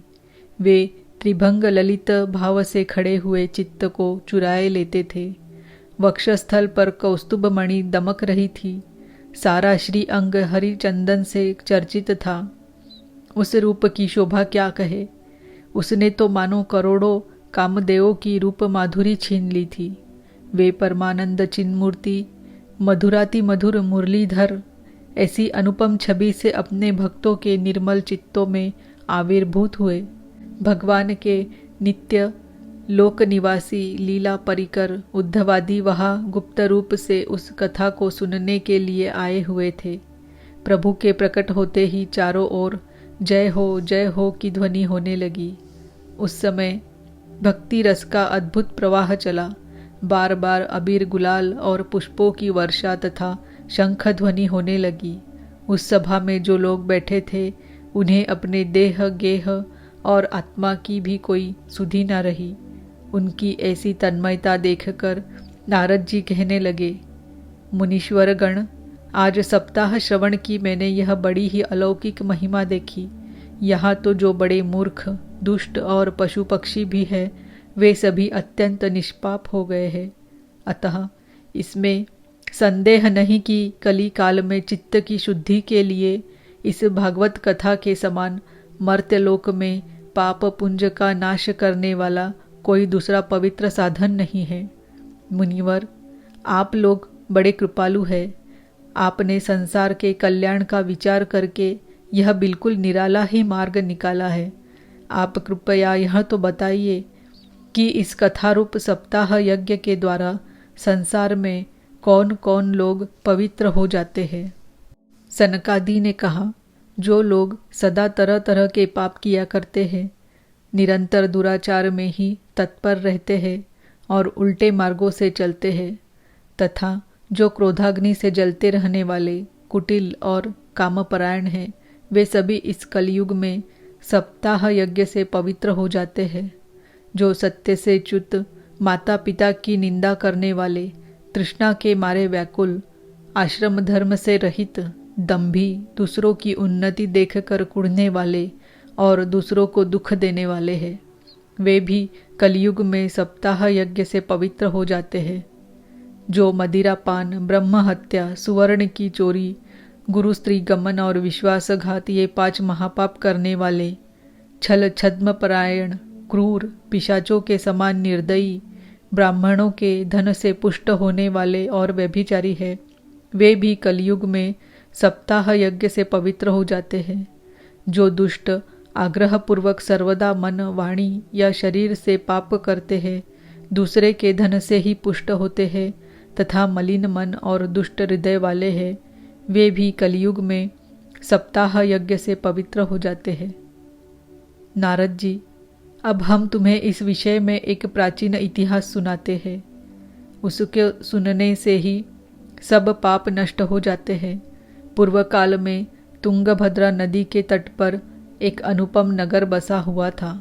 वहाँ सभी वर्णों के लोग अपने अपने धर्मों का आचरण करते हुए सत्य और सत्कर्मों में तत्पर रहते थे। उस नगर में समस्त वेदों का विशेषज्ञ और श्रोत स्मार्त कर्मों में निपुण एक आत्मदेव नामक ब्राह्मण रहता था। वह साक्षात दूसरे सूर्य के समान तेजस्वी था। वह धनी होने पर भी भिक्षाजीवी था। उसकी प्यारी पत्नी धुंधुली कुलीन एवं सुंदरी होने पर भी सदा अपनी बात पर अड़ जाने वाली थी। उसे लोगों की बात करने में सुख मिलता था। स्वभाव था क्रूर, प्रायः कुछ न कुछ बकवाद करती रहती थी। गृह कार्य में निपुण थी, कृपण थी और थी झगड़ालू भी। इस प्रकार ब्राह्मण दंपत्ति प्रेम से अपने घर में रहते और विहार करते थे। उनके पास अर्थ और भोग विलास की सामग्री बहुत थी। घर द्वार भी सुंदर थे, परंतु उससे उन्हें सुख नहीं था।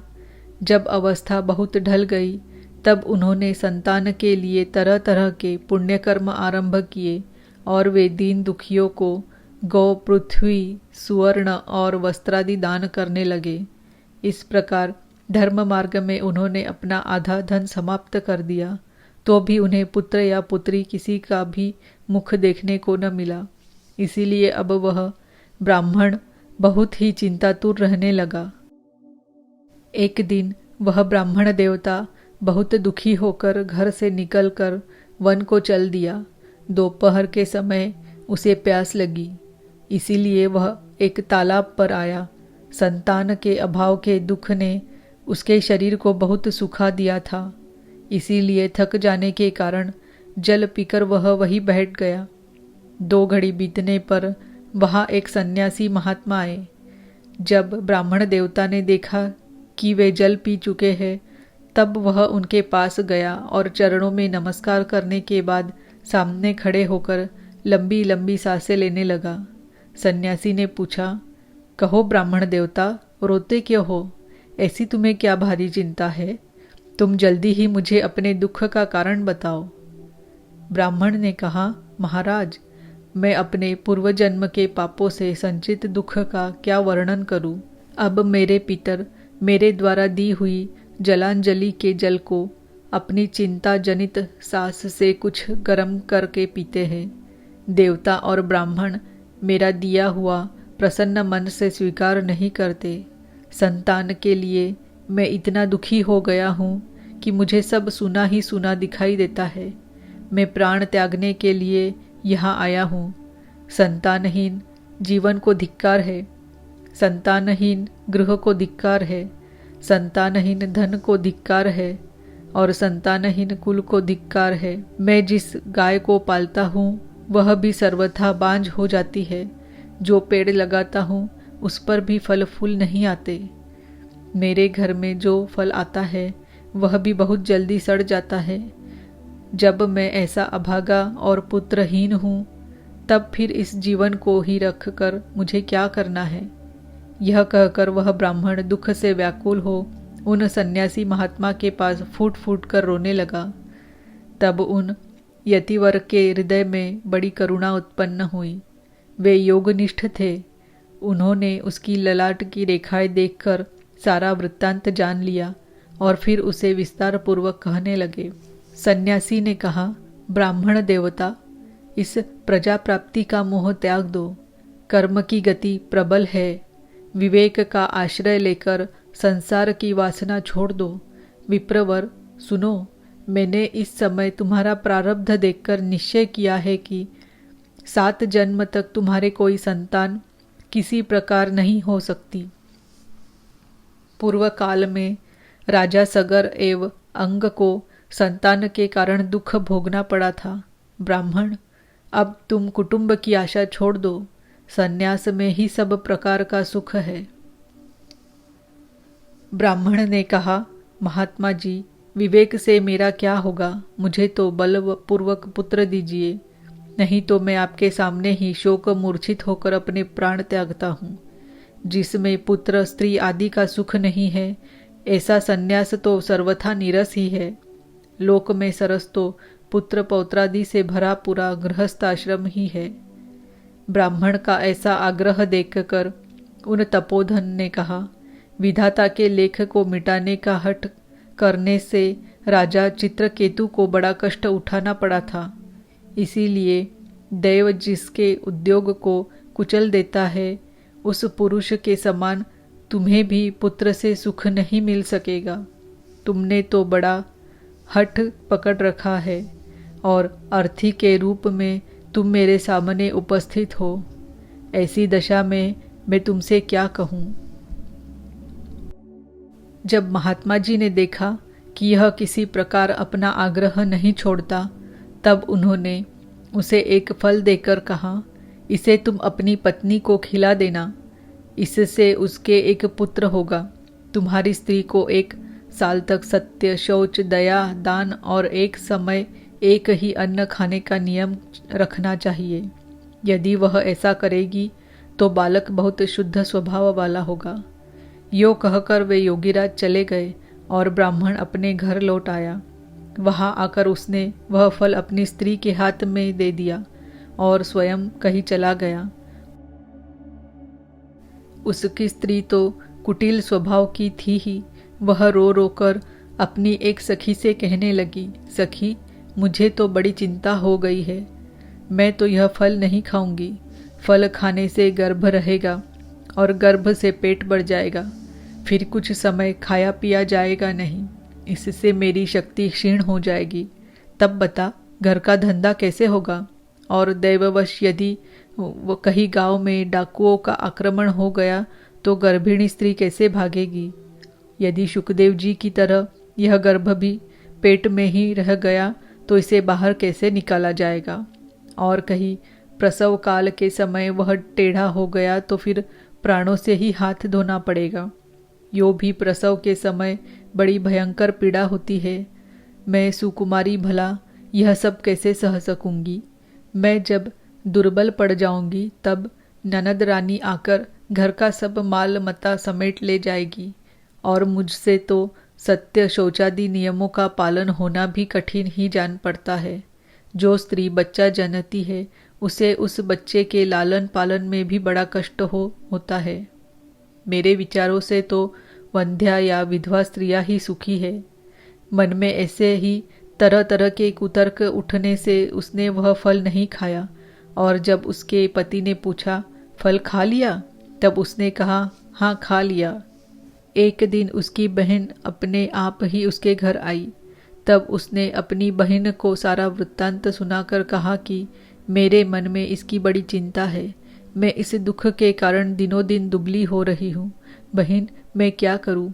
बहन ने कहा, मेरे पेट में बच्चा है। प्रसव होने पर वह बालक मैं तुझे दे दूंगी। तब तक तू गर्भवती के समान घर में गुप्त रूप से सुख से रह। तू मेरे पति को कुछ धन दे देगी तो वो तुझे अपना बालक दे देंगे। हम ऐसी युक्ति करेंगी कि जिसमें सब लोग यही कहे कि इसका बालक 6 महीने का होकर मर गया और मैं नित्य प्रति तेरे घर आकर उस बालक का पालन पोषण करती रहूंगी। तू इस समय इसकी जांच करने के लिए यह फल गौ को खिला दे। ब्राह्मणी ने स्त्री स्वभाववश जो जो उसकी बहन ने कहा था वैसे ही सब किया। इसके पश्चात समयानुसार जब उस स्त्री के पुत्र हुआ तब उसके पिता ने चुपचाप लाकर उसे धुंधुली को दे दिया और उसने आत्मदेव को सूचना दे दी कि मेरे सुखपूर्वक बालक हो गया है। इस प्रकार आत्मदेव के पुत्र हुआ सुनकर सब लोगों को बड़ा आनंद हुआ। ब्राह्मण ने उसका जात कर्म संस्कार करके ब्राह्मणों को दान दिया और उसके द्वार पर गाना बजाना तथा अनेक प्रकार के मांगलिक कृत्य होने लगे। धुंधुली ने अपने पति से कहा, मेरे स्तनों में तो दूध ही नहीं है, फिर गौ आदि किसी अन्य जीव के दूध से मैं इस बालक का किस प्रकार पालन करूंगी? मेरी बहन के अभी बालक हुआ था, वह मर गया है। उसे बुलाकर अपने यहाँ रख ले तो वह आपके इस बच्चे का पालन पोषण कर लेगी। तब पुत्र की रक्षा के लिए आत्मदेव ने वैसा ही किया तथा माता धुंधुली ने उस बालक का नाम धुंधुकारी रखा। इसके बाद 3 महीने बीतने पर उस गौ के भी एक मनुष्याकार बच्चा हुआ। वह सर्वांग सुंदर, दिव्य, निर्मल तथा सुवर्ण सी कांति वाला था। उसे देखकर ब्राह्मण देवता को बड़ा आनंद हुआ और उसने स्वयं ही उसके सब संस्कार किए। इस समाचार से और सब लोगों को भी बड़ा आश्चर्य हुआ और वे बालक को देखने के लिए आए तथा आपस में कहने लगे, देखो भाई, अब आत्मदेव का कैसा भाग्य उदय हुआ है। कैसे आश्चर्य की बात है कि गौ के भी ऐसा दिव्य रूप बालक उत्पन्न हुआ है। दैव योग से इस गुप्त रहस्य का किसी को भी पता न लगा। आत्मदेव ने उस बालक के गौ के से कान देखकर उसका नाम गोकर्ण रखा। कुछ काल बीतने पर वे दोनों बालक जवान हो गए। उनमें गोकर्ण तो बड़ा पंडित और ज्ञानी हुआ, किंतु धुंधुकारी बड़ा ही दुष्ट निकला। स्नान शौचादि ब्राह्मणोचित आचारों का उसमें नाम भी न था और न खान पान का ही कोई परहेज था। क्रोध उसमें बहुत बढ़ा चढ़ा था। वह बुरी बुरी वस्तुओं का संग्रह किया करता था। मुर्दे के हाथ से छुआया हुआ अन्न भी खा लेता था। दूसरों की चोरी करना और सब लोगों से द्वेष बढ़ाना उसका स्वभाव बन गया था। छिपे छिपे वह दूसरों के घरों में आग लगा देता था। दूसरों के बालकों को खिलाने के लिए गोद में लेता और उन्हें चट कुएं में डाल देता। हिंसा का उसे व्यसन सा हो गया था।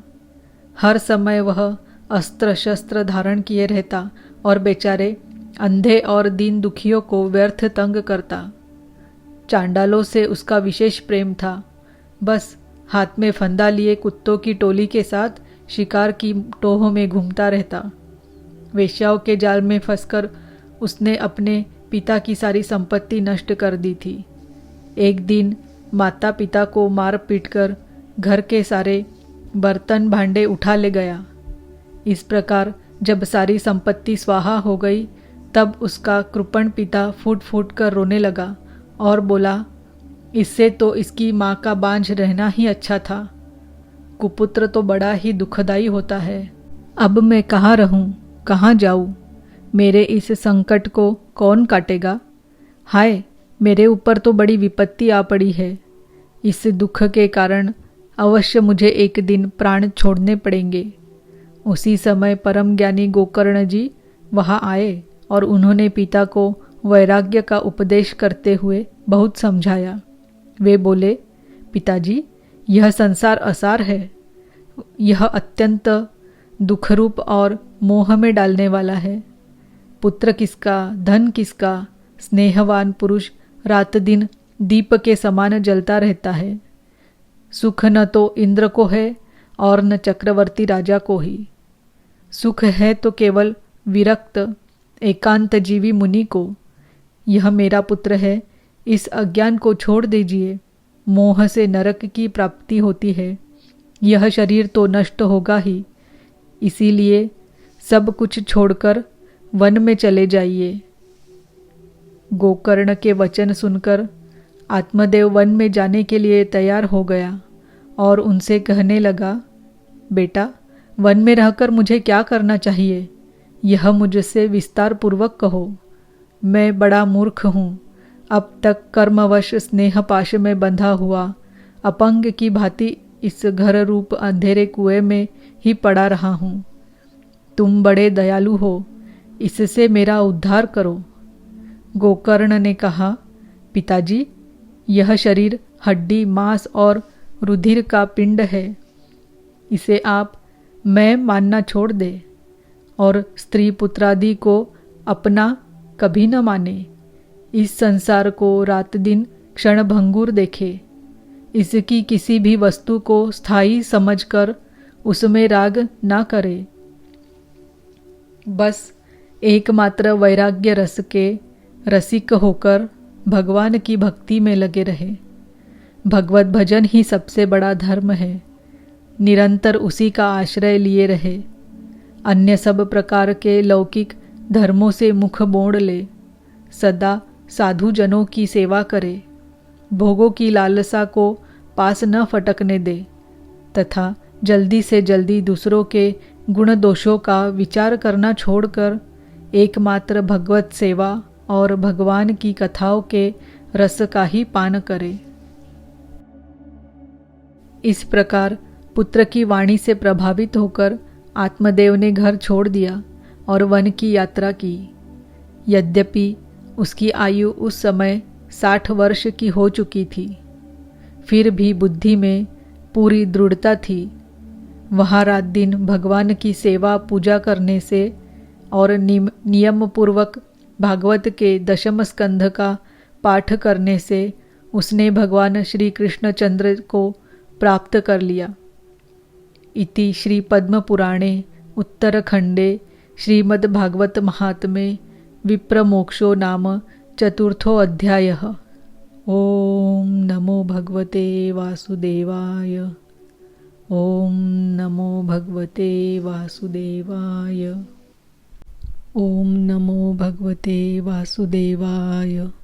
ओम श्री गुरुवे नमः।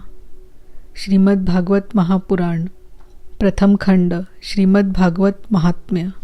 अतः पंचमोध्याय। धुंधुकारी को प्रेत योनि की प्राप्ति और उससे उद्धार। सूत जी कहते हैं, शौनक जी, पिता के वन चले जाने पर एक दिन धुंधुकारी ने अपनी माता को बहुत पीटा और कहा, बता धन कहाँ रखा है, नहीं तो अभी तेरी लुहाठी जलती लकड़ी से खबर लूँगा। उसकी इस धमकी से डरकर और पुत्र के उपद्रवों से दुखी होकर वह रात्रि के समय कुएं में जा गिरी और इसी से उसकी मृत्यु हो गई। योगनिष्ठ गोकर्ण जी तीर्थ यात्रा के लिए निकल गए। उन्हें इस घटनाओं से कोई सुख या दुख नहीं होता था, क्योंकि उनका न कोई मित्र था न शत्रु। धुंधुकारी 5 वेश्याओं के साथ घर में रहने लगा। उनके लिए भोग सामग्री जुटाने की चिंता ने उसकी बुद्धि नष्ट कर दी थी और वह नाना प्रकार के अत्यंत क्रूर कर्म करने लगा। एक दिन उन उल्टाओं ने उससे बहुत से गहने मांगे। वह तो काम से अंधा हो रहा था, मौत की उसे कभी याद नहीं आती थी। बस उन्हें जुटाने के लिए वह घर से निकल पड़ा। वह जहाँ तहाँ से बहुत सा धन चुराकर घर लौट आया तथा उन्हें कुछ सुंदर वस्त्र और आभूषण लाकर दिए। चोरी का बहुत माल देखकर रात्रि के समय स्त्रियों ने विचार किया कि यह नित्य ही चोरी करता है, इसलिए इसे किसी दिन अवश्य राजा पकड़ लेगा। राजा यह सारा धन छीनकर इसे निश्चय ही प्राणदंड देगा। जब एक दिन इसे मरना ही है, तब हम ही धन की रक्षा के लिए गुप्त रूप से इसको क्यों न मार डालें। इसे मारकर हम इसका माल मत्ता लेकर जहाँ कहीं चली जाएंगी। ऐसा निश्चय कर उन्होंने सोए हुए धुंधुकारी को रस्सियों से कस दिया और उसके गले में फांसी लगाकर उसे मारने का प्रयत्न किया। इससे जब वह जल्दी न मरा तो उन्हें बड़ी चिंता हुई। तब उन्होंने उसके मुख पर बहुत से दहकते अंगारे डाले। इससे वह अग्नि की लपटों में बहुत छटपटाकर मर गया। उन्होंने उसके शरीर को एक गड्ढे में डालकर गाड़ दिया। सच है, स्त्रियां प्रायः बड़ी दुस्साहसी होती है। उनके इस कृत्य का किसी को भी पता न चला। लोगों के पूछने पर कह देती थी कि हमारे प्रियतम पैसे के लोभ से अब की बार कहीं दूर चले गए हैं, इसी वर्ष के अंदर लौट आएंगे। बुद्धिमान पुरुष को दुष्टा स्त्रियों का कभी विश्वास न करना चाहिए। जो मूर्ख इनका विश्वास करता है उसे दुखी होना पड़ता है। इनकी वाणी तो अमृत के समान कामियों के हृदय में रस का संचार करती है, किंतु हृदय छुरे की धार के समान तीक्ष्ण होता है। भला इन स्त्रियों का कौन प्यारा है। वे उल्टाए धुंधुकारी की सारी संपत्ति समेटकर वहाँ से चंपत हो गई। उनके ऐसे न जाने कितने पति थे और धुंधुकारी अपने कुकर्मों के कारण भयंकर प्रेत हुआ। वह बवंडर के रूप में सर्वदा 10 दिशाओं में भटकता रहता था तथा शीत घाम से संतप्त और भूख प्यास से व्याकुल होने के कारण हाँ देव चिल्लाता रहता था, परंतु उसे कहीं भी कोई आश्रय न मिला। कुछ काल बीतने पर गोकर्ण ने भी लोगों के मुख से धुंधुकारी की मृत्यु का समाचार सुना। तब उसे अनाथ समझकर उन्होंने उसका गयाजी में श्राद्ध किया और भी जहाँ जहाँ वे जाते थे उसका श्राद्ध अवश्य करते थे। इस प्रकार घूमते घूमते गोकर्ण जी अपने नगर में आए और रात्रि के समय दूसरों की दृष्टि से बचकर सीधे अपने घर के आंगन में सोने के लिए पहुँचे। वहाँ अपने भाई को सोया देख आधी रात के समय धुंधुकारी ने अपना बड़ा विकट रूप दिखाया। वह कभी भेड़ा, कभी हाथी, कभी भैंसा, कभी इंद्र और कभी अग्नि का रूप धारण करता। अंत में वह मनुष्य के आकार में प्रकट हुआ। ये विपरीत अवस्थाएं देखकर गोकर्ण ने निश्चय किया कि यह कोई दुर्गति को प्राप्त हुआ जीव है। तब उन्होंने उसे धैर्यपूर्वक पूछा। गोकर्ण ने कहा, तू कौन है? रात्रि के समय ऐसे भयानक रूप क्यों दिखा रहा है? तेरी यह दशा कैसे हुई? हमें बता तो सही, तू प्रेत है, पिशाच है या कोई राक्षस है? सूत जी कहते हैं, गोकर्ण के इस प्रकार पूछने पर वह बार बार जोर जोर से रोने लगा। उसमें बोलने की शक्ति नहीं थी, इसीलिए उसने केवल संकेत मात्र किया। तब गोकर्ण ने अंजलि में जल लेकर उसे अभिमंत्रित करके उस पर छिड़का। इससे उसके पापों का कुछ शमन हुआ और वह इस प्रकार कहने लगा। प्रेत बोला, मैं तुम्हारा भाई हूँ, मेरा नाम है धुंधुकारी। मैंने अपने ही दोष से अपना ब्राह्मणत्व नष्ट किया है। मेरे कुकर्मों की गिनती नहीं की जा सकती। मैं तो महान अज्ञान के चक्कर काट रहा था। इसी से मैंने लोगों की बड़ी हिंसा की। अंत में कुलटा स्त्रियों ने मुझे तड़पा तड़पा कर मार डाला। इससे अब प्रेत योनि में पड़कर यह दुर्दशा भोग रहा हूँ। अब दैववश कर्मफल का उदय होने से मैं केवल वायु भक्षण करके ही जी रहा हूँ। भाई, तुम दया के समुद्र हो। अब किसी प्रकार जल्दी ही मुझे इस योनि से छुड़ाओ। गोकर्ण ने धुंधुकारी की सारी बातें सुनी और तब उससे बोले। गोकर्ण ने कहा, भाई, मुझे इस बात का बड़ा आश्चर्य है। मैंने तुम्हारे लिए विधिपूर्वक गयाजी में पिंडदान किया, फिर भी तुम प्रेत योनि से मुक्त कैसे नहीं हुए? यदि गया श्राद्ध से भी तुम्हारी मुक्ति नहीं हुई, तब इसका और कोई उपाय ही नहीं है। अच्छा, तुम सब बात खोलकर कहो, मुझे अब क्या करना चाहिए? प्रेत ने कहा, मेरी मुक्ति सैकड़ों गया श्राद्ध करने से भी नहीं हो सकती। अब तो तुम इसका कोई और उपाय सोचो। प्रेत की यह बात सुनकर गोकर्ण को बड़ा आश्चर्य हुआ। वे कहने लगे, यदि सैकड़ों गया श्राद्धों से भी तुम्हारी मुक्ति नहीं हो सकती, तब तो तुम्हारी मुक्ति असंभव ही है। अच्छा, अभी तो तुम निर्भय होकर अपने स्थान पर रहो। मैं कुछ विचार करके तुम्हारी मुक्ति के लिए कोई दूसरा उपाय करूँगा। गोकर्ण की आज्ञा पाकर धुंधुकारी वहाँ से अपने स्थान पर चला गया। इधर गोकर्ण ने रात भर विचार किया, तब भी उन्हें कोई उपाय नहीं सूझा। प्रातःकाल उनको आया देख लोग प्रेम से उनसे मिलने आए। तब गोकर्ण ने रात में जो कुछ जिस प्रकार हुआ था वह सब उन्हें सुना दिया। उनमें से जो लोग विद्वान, योगनिष्ठ, ज्ञानी और वेदज्ञ थे, उन्होंने भी उन अनेकों शास्त्रों को उलट पलट कर देखा, तो भी उनकी मुक्ति का कोई उपाय न मिला। तब सबने यही निश्चय किया कि इस विषय में सूर्य नारायण जो आज्ञा करे वही करना चाहिए। अतः गोकर्ण ने अपने तपोबल से सूर्य की गति को रोक दिया। उन्होंने स्तुति की, भगवान, आप सारे संसार के साक्षी हैं। मैं आपको नमस्कार करता हूँ। आप मुझे कृपा करके धुंधुकारी की मुक्ति का साधन बताइए। गोकर्ण की यह प्रार्थना सुनकर सूर्यदेव ने दूर से ही स्पष्ट शब्दों में कहा, श्रीमद् भागवत से मुक्ति हो सकती है, इसीलिए तुम उसका सप्ताह पारायण करो। सूर्य का यह धर्ममय वचन वहाँ सभी ने सुना। तब सब ने यही कहा कि प्रयत्नपूर्वक यही करो। है भी यह साधन बहुत सरल। अतः गोकर्ण जी भी तदनुसार निश्चय करके कथा सुनाने के लिए तैयार हो गए। देश और गांवों से अनेकों लोग कथा सुनने के लिए आए। बहुत से लंगड़े लूले, अंधे बूढ़े और मंदबुद्धि पुरुष भी अपने पापों की निवृत्ति के उद्देश्य से वहां आ पहुँचे।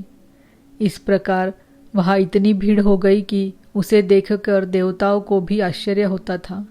जब गोकर्ण जी व्यास गद्दी पर बैठकर कथा कहने लगे, तब वह प्रेत भी वहां आ पहुंचा और इधर उधर बैठने के लिए स्थान ढूंढने लगा। इतने में ही उसकी दृष्टि एक सीधे खड़े रखे हुए 7 गांठ के बांस पर पड़ी। उसी के नीचे के छिद्र में घुसकर वह कथा सुनने के लिए बैठ गया। वायु रूप होने के कारण वह बाहर कहीं बैठ नहीं सकता था, इसीलिए बांस में घुस गया। गोकर्ण जी ने एक वैष्णव ब्राह्मण को मुख्य श्रोता बनाया और प्रथम स्कंध से ही स्पष्ट स्वर में कथा सुनानी आरंभ कर दी। सायंकाल में जब कथा को विश्राम दिया गया, तब एक बड़ी विचित्र बात हुई। वहाँ सभासदों के देखते देखते उस बांस की एक गांठ तड़ तड़ शब्द करती फट गई। इसी प्रकार दूसरे दिन सायंकाल में दूसरी गांठ फटी और तीसरे दिन उसी समय तीसरी। इस प्रकार 7 दिनों में 7 गांठों को फोड़कर धुंधुकारी 12 स्कंधों के सुनने से पवित्र होकर प्रेत योनि से मुक्त हो गया और दिव्य रूप धारण करके सबके सामने प्रकट हुआ। उसका मेघ के समान श्याम शरीर पीतांबर और तुलसी की मालाओं से सुशोभित था तथा सिर पर मनोहर मुकुट और कानों में कमनीय कुंडल झिलमिला रहे थे। उसने तुरंत अपने भाई गोकर्ण को प्रणाम करके कहा, भाई, तुमने कृपा करके मुझे प्रेत योनि की यातनाओं से मुक्त कर दिया। यह प्रेत पीड़ा का नाश करने वाली श्रीमद् भागवत की कथा धन्य है तथा श्री कृष्णचंद्र के धाम की प्राप्ति कराने वाला इसका सप्ताह पारायण भी धन्य है। जब सप्ताह श्रवण का योग लगता है, तब सब पाप थर्रा उठते हैं कि अब यह भागवत की कथा जल्दी ही हमारा अंत कर देगी। जिस प्रकार आग गीली सूखी छोटी बड़ी सब तरह की लकड़ियों को जला डालती है, उसी प्रकार यह सप्ताह श्रवण मन, वचन और कर्म द्वारा किए हुए नए पुराने छोटे बड़े सभी प्रकार के पापों को भस्म कर देता है। विद्वानों ने देवताओं की सभा में कहा है कि जो लोग इस भारतवर्ष में श्रीमद् भागवत की कथा नहीं सुनते, उनका जन्म वृथा ही है। भला मोहपूर्वक लालन पालन करके यदि इस अनित्य शरीर को दष्टपुष्ट और बलवान भी बना लिया, तो भी श्रीमद् भागवत की कथा सुने बिना इससे क्या लाभ हुआ। अस्थियां ही इस शरीर के आधार स्तंभ है। नस नाड़ी रूप रस्सियों से यह बंधा हुआ है। ऊपर से इस पर मांस और रक्त थोपकर इसे चर्म से मढ़ दिया गया है। इसके प्रत्येक अंग में दुर्गंध आती है, क्योंकि है तो यह मलमूत्र का भांड ही। वृद्धावस्था और शोक के कारण यह परिणाम में दुखमय ही है। रोगों का तो यह घर ठहरा। यह निरंतर किसी न किसी कामना से पीड़ित रहता है, कभी इसकी तृप्ति नहीं होती। इसे धारण किए रहना भी एक भार ही है। इसके रोम रोम में दोष भरे हुए हैं और नष्ट होने में इसे एक क्षण भी नहीं लगता। अंत में यदि इसे गाड़ दिया जाता है तो इसके कीड़े बन जाते हैं। पशु खा जाता है तो यह विष्ठा हो जाता है और अग्नि में जला दिया जाता है तो भस्म की ढेरी हो जाता है। ये 3 ही इसकी गतियाँ बताई गई है।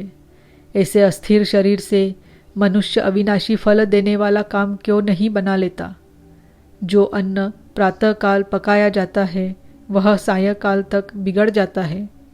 फिर उसी के रस से पुष्ट हुए शरीर की नित्यता कैसी। इस लोक में सप्ताह श्रवण करने से भगवान की शीघ्र ही प्राप्ति हो सकती है। अतः सब प्रकार के दोषों की निवृत्ति के लिए एकमात्र यही साधन है। जो लोग भागवत की कथा से वंचित है, वे तो जल में बुदबुदे और जीवों में मच्छरों के समान केवल मरने के लिए ही पैदा होते हैं। भला जिसके प्रभाव से जड़ और सूखे हुए बांस की गांठें फट सकती है, उस भागवत कथा का श्रवण करने से चित्त की गांठों का खुल जाना कौन सी बड़ी बात है। सप्ताह श्रवण करने से मनुष्य के हृदय की गांठ खुल जाती है, उसके समस्त संशय छिन्न भिन्न हो जाते हैं और सारे कर्म क्षीण हो जाते हैं। यह भागवत कथा रूप तीर्थ संसार के कीचड़ को धोने में बड़ा ही पटु है। विद्वानों का कथन है कि जब यह हृदय में स्थित हो जाता है, तब मनुष्य की मुक्ति निश्चित ही समझनी चाहिए। जिस समय धुंधुकारी यह सब बातें कह रहा था, जिसके लिए वैकुंठवासी पार्षदों के सहित एक विमान उतरा, उससे सब ओर मंडलाकार प्रकाश फैल रहा था। सब लोगों के सामने ही धुंधुकारी उस विमान पर चढ़ गया। तब उस विमान पर आए हुए पार्षदों को देखकर उनसे गोकर्ण ने यह बात कही। गोकर्ण ने पूछा, भगवान के प्रिय पार्षदों, यहाँ हमारे अनेकों शुद्ध हृदय श्रोतागण हैं। उन सब के लिए आप लोग एक साथ बहुत से विमान क्यों नहीं लाए? हम देखते हैं कि यहाँ सभी ने समान रूप से कथा सुनी है, फिर फल में इस प्रकार का भेद क्यों हुआ, बताइए। भगवान के सेवकों ने कहा, हे मानद, इस फल भेद का कारण इनके श्रवण का भेद ही है। यह ठीक है कि श्रवण तो सबने समान रूप से ही किया है, किंतु इसके जैसा मनन नहीं किया। इसी से एक साथ भजन करने पर भी उसके फल में भेद रहा। इस प्रेत ने 7 दिनों तक निराहार रहकर श्रवण किया था तथा सुने हुए विषय का स्थिर चित्त से यह खूब मनन निधिध्यासन भी करता रहता था। जो ज्ञान दृढ़ नहीं होता वह व्यर्थ हो जाता है। इसी प्रकार ध्यान न देने से श्रवण का, संदेह से मंत्र का और चित्त के इधर उधर भटकते रहने से जप का भी कोई फल नहीं होता। वैष्णवहीन देश, अपात्र को कराया हुआ श्राद्ध का भोजन, अश्रोत्रियों को किया हुआ दान एवं आचारहीन कुल, इन सब का नाश हो जाता है। गुरु वचनों में विश्वास, दीनता का भाव, मन के दोषों पर विजय और कथा में चित्त की एकाग्रता इत्यादि नियमों का यदि पालन किया जाए तो श्रवण का यथार्थ फल मिलता है। यदि ये श्रोता फिर से श्रीमद् भागवत की कथा सुने तो निश्चय ही सबको वैकुंठ की प्राप्ति होगी।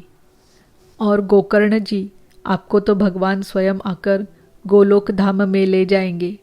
यो कहकर वे सब पार्षद हरि कीर्तन करते वैकुंठ लोक को चले गए। श्रावण मास में गोकर्ण जी ने फिर उसी प्रकार सप्ताह क्रम से कथा कही और उन श्रोताओं ने उसे फिर सुना। नारद जी, इस कथा की समाप्ति पर जो कुछ हुआ वह सुनिए। वहाँ भक्तों से भरे हुए विमानों के साथ भगवान प्रकट हुए। सब ओर से खूब जय जयकार और नमस्कार की ध्वनियाँ होने लगी। भगवान स्वयं हर्षित होकर अपने पांचजन्य शंख की ध्वनि करने लगे और उन्होंने गोकर्ण को हृदय से लगाकर अपने ही समान बना लिया। उन्होंने क्षण भर में ही अन्य सब श्रोताओं को भी मेघ के समान श्याम वर्ण, रेशमी पीतांबरधारी और किरीट और कुंडलादि से विभूषित कर दिया। उस गांव में कुत्ते और चांडाल पर्यंत जितने भी जीव थे वे सभी गोकर्ण जी की कृपा से विमानों पर चढ़ा लिए गए तथा जहाँ योगी जन जाते हैं उस भगवत धाम में वे भेज दिए गए। इस प्रकार भक्त वत्सल भगवान श्री कृष्ण कथा श्रवण से प्रसन्न होकर गोकर्ण जी को साथ ले अपने ग्वाल बालों के प्रिय गोलोक धाम में चले गए। पूर्व काल में जैसे अयोध्यावासी भगवान श्री राम के साथ साकेत धाम सिधारे थे, उसी प्रकार भगवान श्री कृष्ण उन सब को योगी दुर्लभ गोलोक धाम को ले गए, जिस लोक में सूर्य चंद्रमा और सिद्धों की भी कभी गति नहीं हो सकती। उसमें वे श्रीमद् भागवत श्रवण करने से चले गए। नारद जी, सप्ताह यज्ञ के द्वारा कथा श्रवण करने से जैसा उज्जवल फल संचित होता है, उसके विषय में हम आपसे क्या कहें। अजी, जिन्होंने अपने कर्णपुट से गोकर्ण जी की कथा के एक अक्षर का भी पान किया था, वे फिर माता के गर्भ में नहीं आए। जिस गति को लोग वायु, जल या पत्ते खाकर शरीर सुखाने से, बहुत काल तक घोर तपस्या करने से और योगाभ्यास से भी नहीं पा सकते, उसे वे सप्ताह श्रवण से सहज में ही प्राप्त कर लेते हैं। इस परम पवित्र इतिहास का पाठ चित्रकूट पर विराजमान मुनीश्वर शांडिल्य भी ब्रह्मानंद में मग्न होकर करते रहते हैं। यह कथा बड़ी ही पवित्र है, एक बार के श्रवण से ही समस्त पाप राशि को भस्म कर देती है।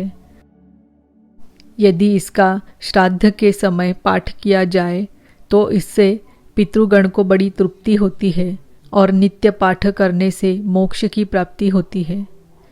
इति श्री पद्म पुराणे उत्तरखंडे श्रीमद्भागवत महात्म्ये गोकर्ण मोक्ष वर्णनम नाम पंचमोऽध्यायः। ओम नमो भगवते वासुदेवाय। ओम नमो भगवते वासुदेवाय।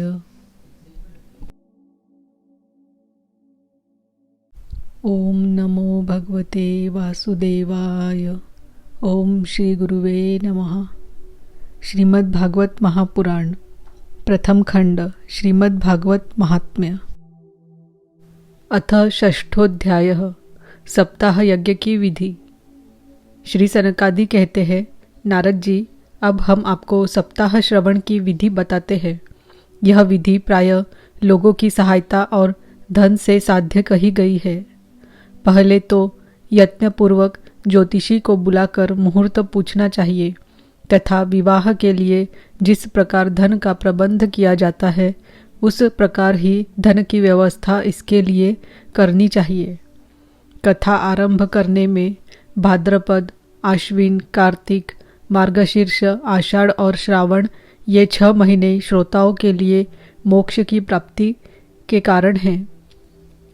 देवर्षे, इन महीनों में भी भद्रा, व्यतिपात आदि कुयोगों को सर्वथा त्याग देना चाहिए तथा दूसरे लोग जो उत्साही हो उन्हें अपना सहायक बना लेना चाहिए। फिर प्रयत्न करके देश देशांतरों में यह संवाद भेजना चाहिए कि यहाँ कथा होगी, सब लोगों को सपरिवार पधारना चाहिए। जो स्त्री और शूद्रादि भगवत कथा एवं संकीर्तन से दूर पड़ गए हैं, उनको भी सूचना हो जाए, ऐसा प्रबंध करना चाहिए। देश देश में जो विरक्त वैष्णव और हरि कीर्तन के प्रेमी हो, उनके पास निमंत्रण पत्र अवश्य भेजे। उसे लिखने की विधि इस प्रकार बताई गई है। महानुभावों, यहाँ 7 दिन तक सत्पुरुषों का बड़ा दुर्लभ समागम रहेगा और अपूर्व रसमयी श्रीमद् भागवत की कथा होगी। आप लोग भगवद रस के रसिक हैं, अतः श्री भागवतामृत का पान करने के लिए प्रेम पूर्वक शीघ्र ही पधारने की कृपा करें। यदि आपको विशेष अवकाश न हो तो भी 1 दिन के लिए तो अवश्य ही कृपा करनी चाहिए, क्योंकि यहाँ का तो एक क्षण भी अत्यंत दुर्लभ है। इस प्रकार विनयपूर्वक उन्हें निमंत्रित करें और जो लोग आए उनके लिए यथोचित निवास स्थान का प्रबंध करें। कथा का श्रवण किसी तीर्थ में, वन में अथवा अपने घर पर भी अच्छा माना गया है। जहाँ लंबा चौड़ा मैदान हो वही कथास्थल रखना चाहिए।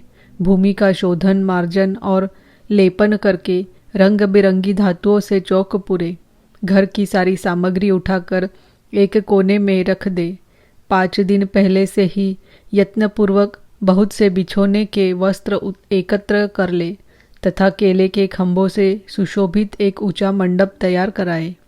उसे सब ओर फल, पुष्प, पत्र और चंदेवों से अलंकृत करे तथा चारों ओर झंडियाँ लगाकर तरह तरह के सामानों से सजा दे।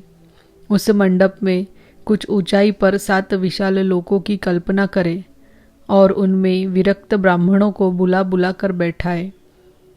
आगे की ओर उनके लिए वहाँ यथोचित आसन तैयार रखे। इनके पीछे वक्ता के लिए भी एक दिव्य सिंहासन का प्रबंध करे। यदि वक्ता का मुख उत्तर की ओर रहे तो श्रोता पूर्वाभिमुख होकर बैठे, और यदि वक्ता पूर्वाभिमुख रहे तो श्रोता को उत्तर की ओर मुख करके बैठना चाहिए, अथवा वक्ता और श्रोता को पूर्वामुख होकर बैठना चाहिए। देश, काल आदि को जानने वाले महानुभावों के श्रोता के लिए ऐसा ही नियम बताया है। जो वेद शास्त्र की स्पष्ट व्याख्या करने में समर्थ हो, तरह तरह के दृष्टांत दे सकता हो तथा विवेकी और अत्यंत निस्पृह हो, ऐसे विरक्त और विष्णु भक्त ब्राह्मण को वक्ता बनाना चाहिए। श्रीमद् भागवत के प्रवचन में ऐसे लोगों को नियुक्त नहीं करना चाहिए जो पंडित होने पर भी अनेक धर्मों के चक्कर में पड़े हुए स्त्री लंपट एवं पाखंड के प्रचारक हो। वक्ता के पास ही उसकी सहायता के लिए एक वैसा ही विद्वान और स्थापित करना चाहिए, वह भी सब प्रकार के संशयों की निवृत्ति करने में समर्थ और लोगों को समझाने में कुशल हो। कथा प्रारंभ के दिन से एक दिन पूर्व व्रत ग्रहण करने के लिए वक्ता को क्षौर करा लेना चाहिए तथा अरुणोदय के समय शौच से निवृत्त होकर अच्छी तरह स्नान करे और संध्यादि अपने नित्य कर्मों को संक्षेप से समाप्त करके कथा के विघ्नों की निवृत्ति के लिए गणेश जी का पूजन करे।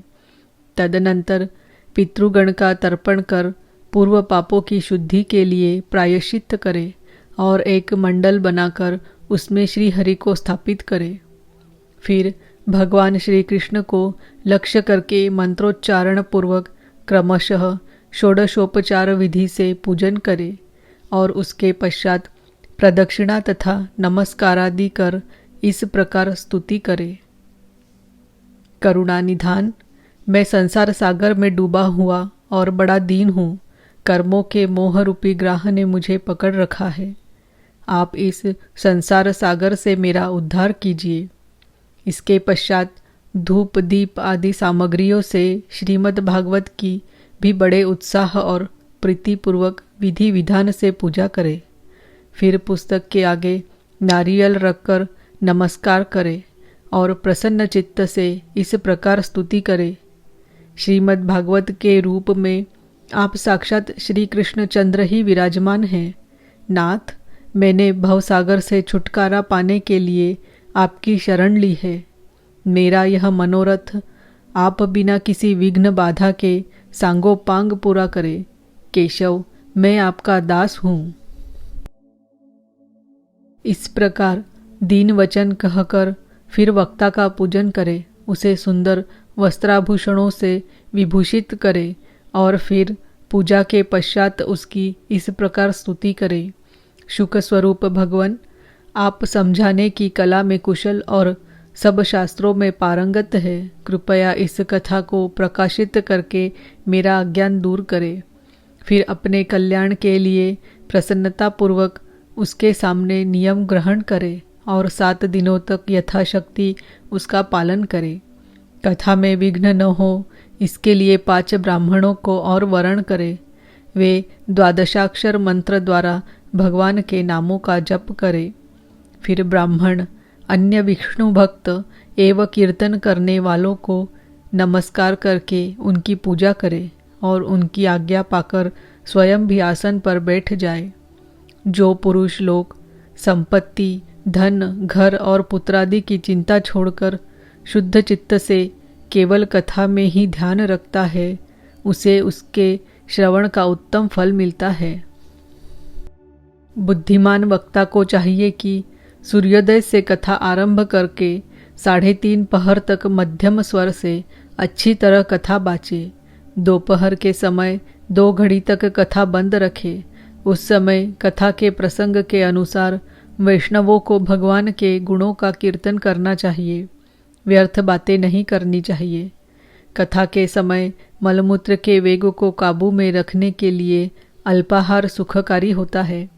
इसीलिए श्रोता केवल एक ही समय हविषान्य भोजन करे।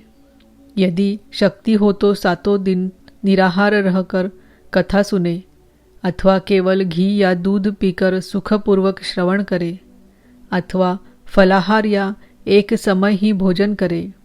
जिससे जैसा नियम सुभिते से सध सके उसी को कथा श्रवण के लिए ग्रहण करे। मैं तो उपवास की अपेक्षा भोजन करना अच्छा समझता हूँ, यदि वह कथा श्रवण में सहायक हो। यदि उपवास से श्रवण में बाधा पहुँचती हो तो वह किसी काम का नहीं। नारद जी, नियम से सप्ताह सुनने वाले पुरुषों के नियम सुनिए। विष्णु भक्त की दीक्षा से रहित पुरुष कथा श्रवण का अधिकारी नहीं है। जो पुरुष नियम से कथा सुने उसे ब्रह्मचर्य से रहना, भूमि पर सोना और नित्य प्रति कथा समाप्त होने पर पत्तल में भोजन करना चाहिए। दाल, मधु, तेल, गरिष्ठ अन्न, भाव दूषित पदार्थ और बासी अन्न, इनका उसे सर्वदा ही त्याग करना चाहिए। काम, क्रोध, मद, मान, मत्सर, लोभ, दंभ, मोह और द्वेष को तो अपने पास भी नहीं फटकने देना चाहिए। वह वेद, वैष्णव, ब्राह्मण, गुरु, गोसेवक तथा स्त्री, राजा और महापुरुषों की निंदा से भी बचे। नियम से कथा सुनने वाले पुरुष को रजस्वला स्त्री, अत्यंज, म्लेच्छ, पतित, गायत्रीहीन द्विज, ब्राह्मणों से द्वेष करने वाले तथा वेद को न मानने वाले पुरुषों से बात नहीं करनी चाहिए। सर्वदा सत्य, शौच, दया, मौन, सरलता, विनय और उदारता का बर्ताव करना चाहिए। धनहीन, क्षय रोगी, किसी अन्य रोग से पीड़ित, भाग्यहीन, पापी, पुत्रहीन और मुमुक्षु भी यह कथा श्रवण करे। जिस स्त्री का रजोदर्शन रुक गया हो, जिसके एक ही संतान होकर रह गई हो, जो बांझ हो, जिसकी संतान होकर मर जाती हो अथवा जिसका गर्भ गिर जाता हो, वह यत्नपूर्वक इस कथा को सुने। ये सब यदि विधिवत कथा सुने तो इन्हें अक्षय फल की प्राप्ति हो सकती है। यह अत्युत्तम दिव्य तथा करोड़ों यज्ञों का फल देने वाली है। इस प्रकार इस व्रत की विधियों का पालन करके फिर उद्यापन करें। जिन्हें इसके विशेष फल की इच्छा हो वे जन्माष्टमी व्रत के समान ही इस कथा व्रत का उद्यापन करें, किंतु जो भगवान के अकिंचन भक्त है उनके लिए उद्यापन का कोई आग्रह नहीं है। वे श्रवण से ही पवित्र है, क्योंकि वे तो निष्काम भगवत भक्त है। इस प्रकार जब सप्ताह यज्ञ समाप्त हो जाए तब श्रोताओं को अत्यंत भक्तिपूर्वक पुस्तक और वक्ता की पूजा करनी चाहिए। फिर वक्ता श्रोताओं को प्रसाद, तुलसी और प्रसादी मालाएं दे तथा सब लोग मृदंग और झांझ की मनोहर ध्वनि से सुंदर कीर्तन करे। जय जयकार, नमस्कार और शंख ध्वनि का घोष कराए तथा ब्राह्मण और याचकों को धन और अन्न दे। श्रोता विरक्त हो तो कर्म की शांति के लिए दूसरे दिन गीता पाठ करे। गृहस्थ हो तो हवन करे। उस हवन में दशम स्कंध का एक एक श्लोक पढ़कर विधि पूर्वक खीर, मधु, घृत, तिल और अन्नादि सामग्रियों से आहुति दे अथवा एकाग्र चित्त से गायत्री मंत्र द्वारा हवन करे, क्योंकि तत्वतः यह महापुराण गायत्री स्वरूप ही है। होम करने की शक्ति न हो तो उसका फल प्राप्त करने के लिए ब्राह्मणों को हवन सामग्री दान करे तथा नाना प्रकार की त्रुटियों को दूर करने के लिए और विधि में फिर जो न्यूनाधिकता रह गई हो उसके दोषों की शांति के लिए विष्णु सहस्त्र नाम का पाठ करे। उससे सभी कर्म सफल हो जाते हैं, क्योंकि कोई भी कर्म इससे बढ़कर नहीं है। फिर 12 ब्राह्मणों को खीर और मधु आदि उत्तम उत्तम पदार्थ खिलाए तथा व्रत की पूर्ति के लिए गौ और सुवर्ण का दान करे।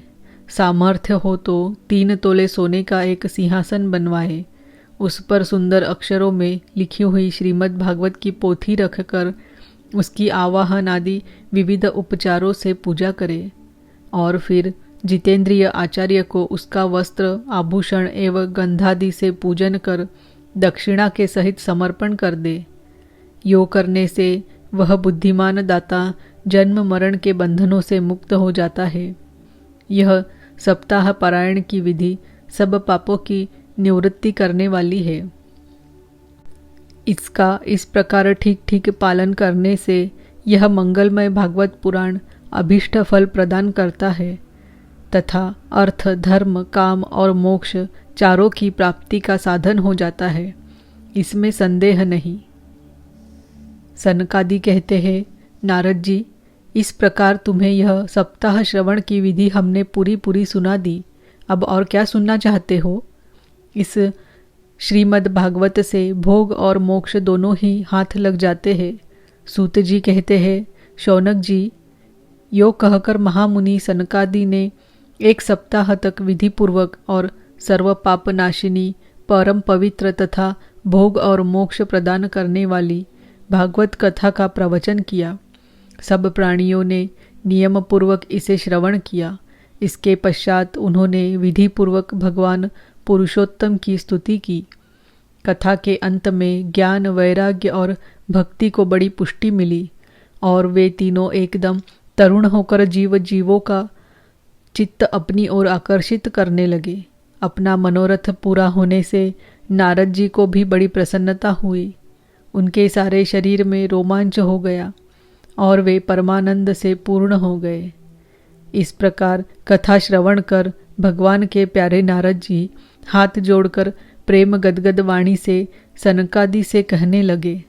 नारद जी ने कहा, मैं धन्य हूँ, आप लोगों ने करुणा करके मुझे बड़ा ही अनुग्रहित किया है। आज मुझे सर्व पापहारी भगवान श्री हरि की ही प्राप्ति हो गई। तपोधनो, मैं श्रीमद् भागवत श्रवण को ही सब धर्मों से श्रेष्ठ मानता हूँ, क्योंकि जिसके श्रवण से वैकुंठ गोलोक विहारे श्री कृष्ण की प्राप्ति होती है। सूत जी कहते हैं, शौनक जी, वैष्णव श्रेष्ठ नारद जी यो कह ही रहे थे कि वहाँ घूमते फिरते योगेश्वर सुखदेव जी आ गए। कथा समाप्त होते ही व्यासनंदन श्री सुखदेव जी वहाँ पधारे। 16 वर्ष की सी आयु, आत्मलाभ से पूर्ण ज्ञान रूपी महासागर का संवर्धन करने के लिए चंद्रमा के समान वे प्रेम से धीरे धीरे श्रीमद् भगवत का पाठ कर रहे थे। परम तेजस्वी सुखदेव जी को देखकर सारे सभासद झटपट खड़े हो गए और उन्हें एक ऊंचे आसन पर बैठाया। फिर देवर्षि नारद जी ने उनका प्रेम पूर्वक पूजन किया। उन्होंने सुखपूर्वक बैठकर कहा, आप लोग मेरी निर्मल वाणी सुनिए। श्री सुखदेव जी बोले, रसिक एवं भावुक जन, यह श्रीमद् भागवत वेद रूप कल्प वृक्ष का परिपक्व फल है। श्री सुखदेव रूप सुख के मुख का संयोग होने से अमृत रस से परिपूर्ण है।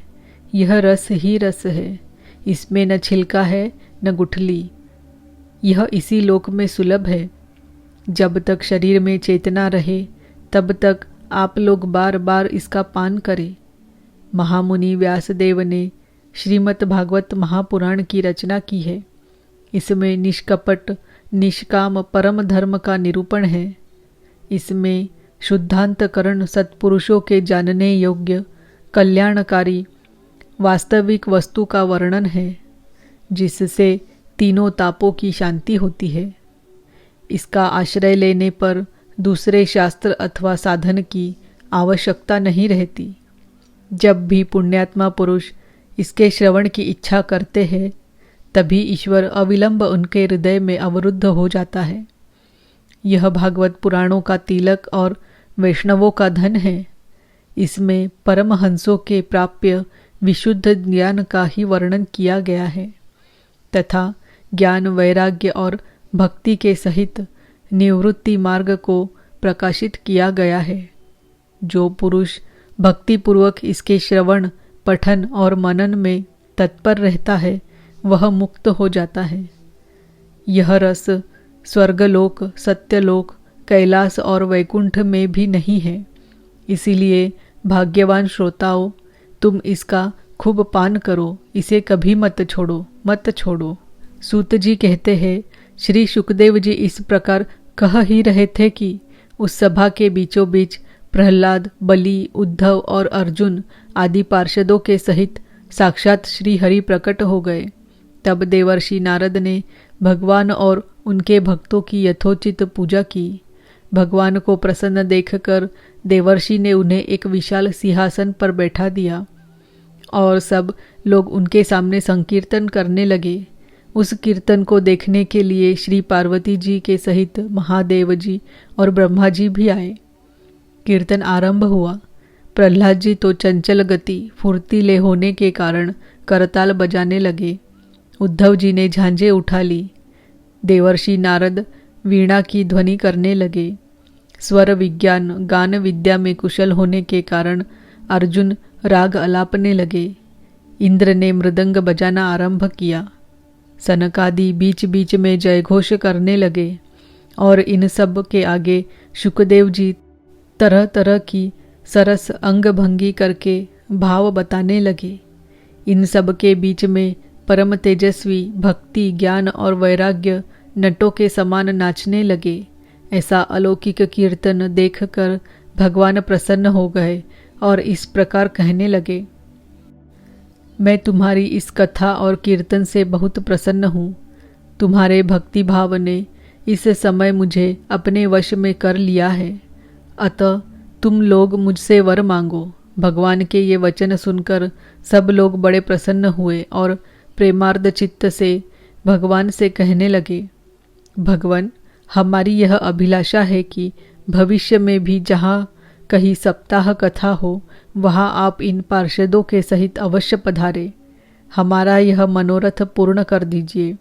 भगवान तथास्तु कहकर अंतर्धान हो गए। इसके पश्चात नारद जी ने भगवान तथा उनके पार्षदों के चरणों को लक्ष्य करके प्रणाम किया और फिर शुकदेव जी आदि तपस्वियों को भी नमस्कार किया। कथामृत का पान करने से सब लोगों को बड़ा ही आनंद हुआ। उनका सारा मोह नष्ट हो गया। फिर वे सब लोग अपने अपने स्थानों को चले गए।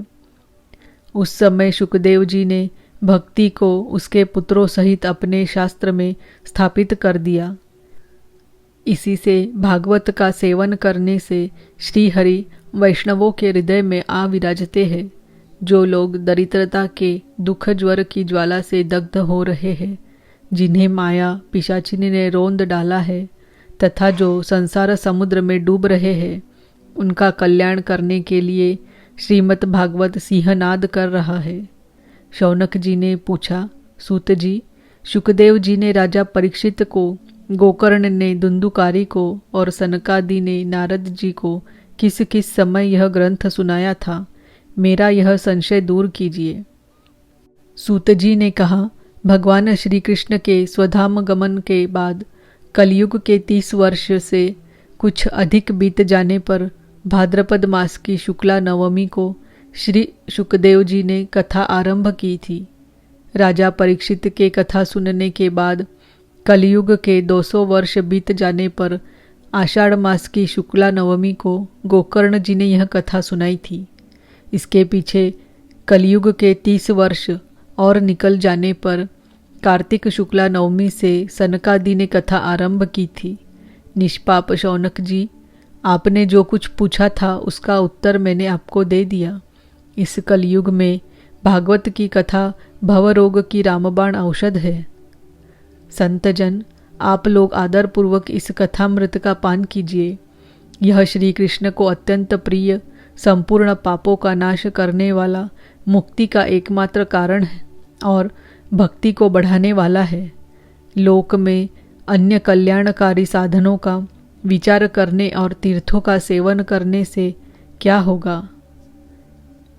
अपने दूत को हाथ में पाश लिए देखकर यमराज उसके कान में कहते हैं, देखो जो भगवान की कथा वार्ता में मत्त हो रहे हो उनसे दूर रहना। मैं औरों को ही दंड देने की शक्ति रखता हूँ, वैष्णवों को नहीं। इस असार संसार में विषय रूप विष की आसक्ति के कारण व्याकुल बुद्धि वाले पुरुषों, अपने कल्याण के उद्देश्य से आधे क्षण के लिए भी इस शुक कथा रूप अनुपम सुधा का पान करो। प्यारे भाइयों, निंदित कथाओं से युक्त कुपथ में व्यर्थ ही क्यों भटक रहे हो। इस कथा के कान में प्रवेश करते ही मुक्ति हो जाती है। इसके बाद के साक्षी राजा परीक्षित है। श्री शुकदेव जी ने प्रेम रस के प्रवाह में स्थित होकर इस कथा को कहा था। इसका जिसके कंठ से संबंध हो जाता है वह वैकुंठ का स्वामी बन जाता है। शौनक जी, मैंने अनेक शास्त्रों को देखकर आपको यह परम गोप्य रहस्य अभी अभी सुनाया है। सब शास्त्रों के सिद्धांतों का यही निचोड़ है। संसार में इस शुक शास्त्र से अधिक पवित्र और कोई वस्तु नहीं है। अतः आप लोग परमानंद की प्राप्ति के लिए इस 12 स्कंध रूप रस का पान करें। जो पुरुष नियम पूर्वक इस कथा का भक्ति भाव से श्रवण करता है और जो शुद्धांतकरण भगवत भक्तों के सामने इसे सुनाता है, वे दोनों ही विधि का पूरा पूरा पालन करने के कारण इसका यथार्थ फल पाते हैं। उनके लिए त्रिलोकी में कुछ भी असाध्य नहीं रह जाता। इति श्री पद्म पुराणे उत्तरखंडे श्रीमद्भागवत महात्म्ये श्रवण विधि कथनम नाम षष्ठोऽध्यायः। समाप्तमिदं श्रीमद्भागवत महात्म्यं। हरि ओम तत्सत्। श्री कृष्णार्पणमस्तु। ओम नमो भगवते वासुदेवाय। ओम नमो भगवते वासुदेवाय।